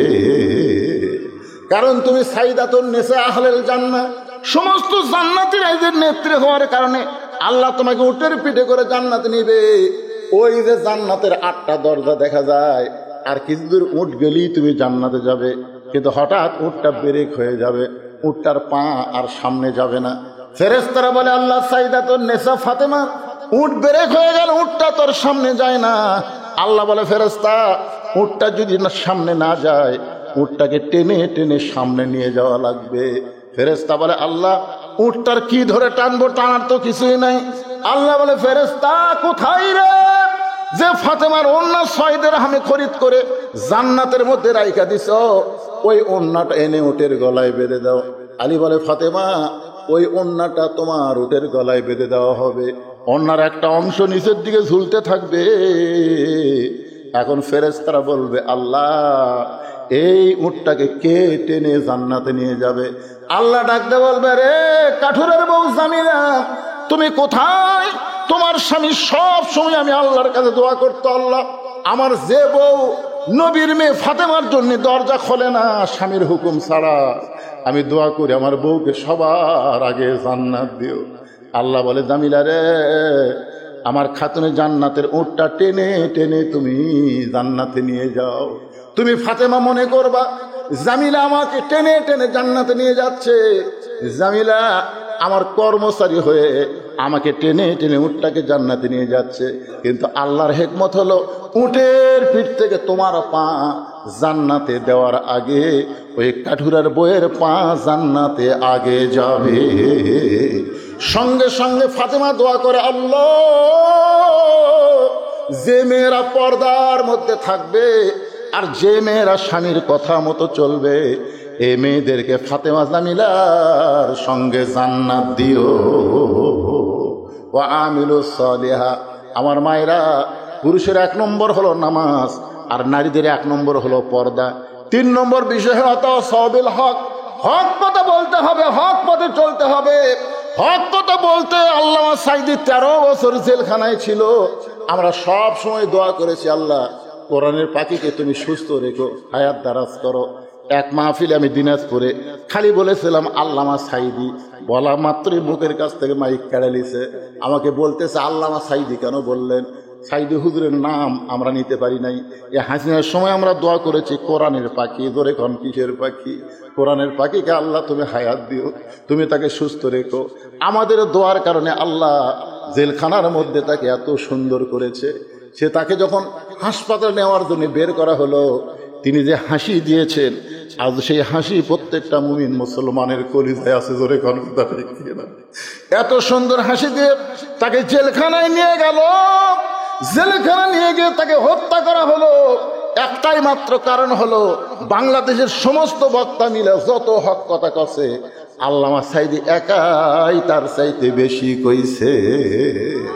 তার কাছে হাসিনা প্রস্তাব দিছিল, আপনি যদি আমাদের দলে আসেন আপনাকে ধর্মমন্ত্রী বানানো হবে। আপনি যদি আমাদের দলে আসেন, জামাত ইসলাম ত্যাগ করেন, ইসলাম যদি ত্যাগ করেন, নরম নরম আপনি যদি সুন্নতের আলোচনা করেন, আপনাকে জেলখানা থেকে মুক্ত করা হবে। আল্লামা সাইদি বলেছে, হকের পক্ষে থাকবো, হকের কথা বলবো। এতে যদি শাহাদতের মর্যাদা ফাঁসির দড়িতে ঝুলতে হয়, আমি তাও ঝুলবো। এটাকে বলা তাও সবিল হক। এখন হকের কিছু ঠিকাদারি, এখন দেখেন তারা মাথায় পাগড়ি পরে, তারা আকিদার দোহাই দিয়ে তারা বাতিলের সঙ্গে আপোষ করতেছে। জোরে কোন কথা ঠিক কিনা? আর বলে আমরা হক্কানি আলেম। হক্কানি আলেম খালি মুখে দাবি করলে হবে না, জীবন দেওয়া লাগবে। তারপরে হকের পথ থেকে এক চুল পরিমাণ বিচ্যুত হওয়া যাবে না। জোরে বলেন কথা ঠিক কিনা? সবর সূরা আসরের 4 নম্বর বিষয় হলো ধৈর্য ধারণ করবা, ধৈর্য ধারণের উপদেশ দিবা। নানা রকম বিপদ আপদ মুসিবত আসবে। যে মায়ের কোনোদিন বাচ্চা হয় নাই, এবার প্রথম বাচ্চা হবে, ওসব ব্যথার সময় তাকে ধৈর্য ধারণের উপদেশ দেওয়ার দরকার আছে না নাই? জোরে কোন আছে না নাই? ওই খালি বলতেছে গলার দড়ি দেবো, বিষ খামো, মরে যামো। দাদি নানি দৌড়া গিয়া কয়, কিসেই গলার দড়ি দিবি, কিসেই বিষ খাবি? বলে এত যন্ত্রণা সহ্য করা যায় না। ধাক্কায় ধাক্কায় ঘরের মধ্যে নিয়ে দেখো, সৎ সৎ মায়ের পায়ের তলে সন্তানের জান্নাত, মায়ের পায়ের তলে সন্তানের জান্নাত। তাহলে প্রসব ব্যথা সহ্য করতে পারবি না তুই কেমন মা? মাকে জোর করে শোয়া দেয়, ঠান্ডা পানির মধ্যে নরম কাপড় চুবড়াইয়া কপালে দিয়া বলে তাও সবই সবর, ধৈর্য ধর, ধৈর্য ধর। যখন প্রসব ব্যথায় চিৎকার করে, তখন দাদি নানি কানে কানে বলে, রাস্তার ধারে তোর বাড়ি, তুই যদি কান্দিস গোটা পাড়া খবর হয়ে যাবে। ওই বাড়ির একটা মা ছোট জন্ম দেওয়ার সময় যে কান্দা কান্দিছে গোটা পাড়া জানিছে। দাঁতের উপর দাঁত দে। এখন প্রসব বেদনাকে হজম করার জন্য কষ্টে দাঁতের উপর দাঁত দিয়ে যখন মা ধৈর্য ধারণ করতেছে, এমন সময় ধাত্রীকে দাদি ইশারা করে, এখন টান দে, এখন টান দেওয়া তাও সবই সবর গ্রহণ করেছে, এখন টান দে। বাচ্চা টান দেয়, বাচ্চা মেয়ে মেয়ে বলে কান্দে। ওই কান্না মা শুনতে পায় না, মা বেহুশ হয়ে যায়। বাচ্চাকে গোসল করায়, ওই বাচ্চা যখন মায়ের বুকের উপরে দেয়, মা সন্তানের পরশ পাইয়া হুঁশ ফিরে পায়। বাচ্চাকে ডান হাতে মুখের কাছে নিয়ে এসে চুমা খায়। দাদি নানি তিরস্কার করে বলে, এরই জন্যই গলার দড়ি দিবার চাইলি, এরই জন্যই তুই বিষ খাবার চাইলি, এরই জন্যই তুই আত্মহত্যা করার চাইলি, এর লাথি দিয়ে ফেলে দে, এরে চুমু খাস কেন?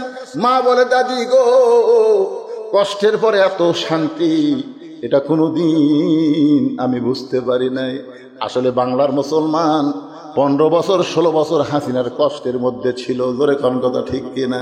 কষ্টের পরে আমরা শান্তি চাই। জোরে কোন কি চাই? শান্তি যদি পাওয়ার চান, তাহলে শুধু কোরআনের মাহফিলে কোরআনের ওয়াজ শুনলে হবে না। আল্লাহর কোরআনকে যত কষ্টই হোক না কেন, এই কোরআনকে সংসদে নিয়ে যাওয়া লাগবে। জোরে বলেন কারা ঠিক ঠিক কিনা? কারা কারা রাজি? তুই হাত তুলে আমার আল্লাহকে দেখান। লিল্লাহে তাকবীর। আল কোরআনের আলো সংসদে জালো। লিল্লাহে তাকবীর। আল্লাহ তাআলা আজকে সূরা আসর মোতাবেক বক্তা এবং শ্রোতা সবাইকে আমল করার তৌফিক দান করুক। সকল বলে আল্লাহুম্মা আমিন। সবচাইতে বড় শর্ত হলো ফজরের নামাজ কিন্তু জামাতে পড়া লাগবে। রাজি আছেন? আমার ওয়াজ শোনা যায়, হিচ্চকে ঘুম আসবেন, আর চেতন পাবেন না। সোহেল বাকি 500 টাকা দান করছে। আপনারা সবাই মাথার সাথে খেয়াল রাখবেন, যখন যারা আবাদ হবে, মাশাআল্লাহ, আল্লাহর এক বান্দা 2টা করেন শুভবোধ কিনা আপনি জামাই দিলে, আপনি দেননি। ভাইয়ের জামাই 2টা কোরআন বাবদ 1000 টাকা দান করেছে। এখন আপনাদের নিয়ে দোয়া হবে ভাইজান, ইস্তেগফার পড়া, আস্তাগফিরুল্লাহ রব্বি মিন কুল্লি যামবি ওয়া তুবু ইলাইহি।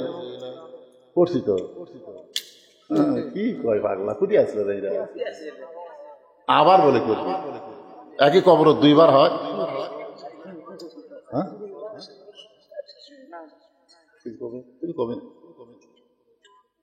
সহসভাপতি দিছে আপনাকে কয় টাকা দিছে শোনেননি? আর 1 মণ ধান দিবেন, এই সামনেতে আর 1 মণ ধান দিবেন। লেগেলেন ধানটা 1 মণ লেগেলেন, চলবে ইনশাল্লাহ। ফরকানিয়া মাদ্রাসা চলবে, কোনো অসুবিধা নেই। আস্তাগফিরুল্লাহ পড়েন, আস্তাগফিরুল্লাহ রব্বি মিন কুল্লি যামবি ওয়া তুবু ইলাইহি, লা হাওলা ওয়ালা কুওয়াতা ইল্লা বিল্লাহিল আলিয়্যিল আযীম। আল্লাহুম্মা আমিন। আল্লাহুম্মা আনতাস সালাম ওয়া মিনকাস সালাম, তাবারাকতা ইয়া যাল জালালি ওয়াল ইকরাম। আল্লাহ, তোমার তেলধাপ ফরকানিয়া মাদ্রাসাকে উপলক্ষ করে আজকের এই মাহফিল, তোমার পাগল বান্দা বান্দিরা আরামের বাড়িতে ফ্যানের বাতাস বাদ দিয়া এই গরমের মধ্যে দীর্ঘ সময় পর্যন্ত বসে বসে কোরআন হাদিসে আলোচনা শোনার শেষে আমি গুনাহগারের সঙ্গে রহমতের দরজায় ফকির হয়ে দোকানা হাত তুলেছি। আল্লাহ মেহেরবানি করে আজকের মাহফিল আমাদের সকলের হেদায়েতের জন্য, নাজাতের জন্য, জান্নাতের জন্য কবুল করো। এই মাহফিলের শুরু থেকে শেষ পর্যন্ত যত আলোচনা হয়েছে এর মধ্যে যদি ত্রুটি হয়, ভুল হয়, মাফ করে দিও। এর জাহাদিয়া মঞ্জুর করো সোনার মদিনায় নবী পাকের রওজা মুবারকে আল্লাহ কবুল করে নিও। तमाम আম্বিয়াই কেরাম, আসহাবে কেরাম, তাবিনী কেরাম, তাবা তাবিনী কেরাম, तमाम পৃথিবীর মাটির নিচে যত মুমিন মুমিনা আছে আল্লাহ সকলে আরওয়াফে হাদিয়া কবুল করো। আল্লাহ আমরা যারা হাত তুলেছি আমাদের জনম দুঃখনী মা বাবা যাদের কবরে চলে গেছে আল্লাহ মেহেরবানি করে মা বাবার কবরকে জান্নাতের টুকরা বানায় দাও। আল্লাহ তোমার এই কোরআনের মাহফিলে নগদে বাকিতে আজকে যারা দান করেছে, আগেও যারা দান করেছে, সব দানগুলোকে জান্নাতের বিনিময় হিসেবে কবুল করে নাও। আমার পর্দানিশী মা বোনদের আবেদা সালেহা পর্দানিশী কবুল করে, মা ফাতেমা জামিলার সঙ্গে তাদেরকে জান্নাতি কবুল করে নিও। আয় আল্লাহ আমি অসুস্থ, আমার মতো অসুস্থ যারা হাত তুলেছে আল্লাহ সবাইকে সুস্থতার নিয়ামত দান করে দাও। কে কোন নিয়তে হাত তুলে আল্লাহ সকলের নেক নিয়ত নেক আশায় কবুল করো। আজকের মাহফিলের সম্মানিত সভাপতিকে আল্লাহ তুমি কবুল করো, সহসভাপতি কবুল করো। আজকের মাহফিলের প্রধান অতিথি বরণ অতিথিদের কবুল করো, সম্মানিত অতিথিদের আল্লাহ তুমি কবুল করো। কষ্ট করে মেহনত করে যে তেল ধাপের বাবাজিরা আজকের জান্নাতের বাগান লাগাইছে আল্লাহ তাদের সকলকে 5 ওয়াক্ত নামাজি হিসাবে কবুল করে নাও। মুরব্বীদের কবুল করো, যুবকদের কবুল করো, কচি কাঁচাদের কবুল করো, মা বোনদের কবুল করো। গোটা বিশ্বের মুসলমানকে আল্লাহ তুমি কবুল করো।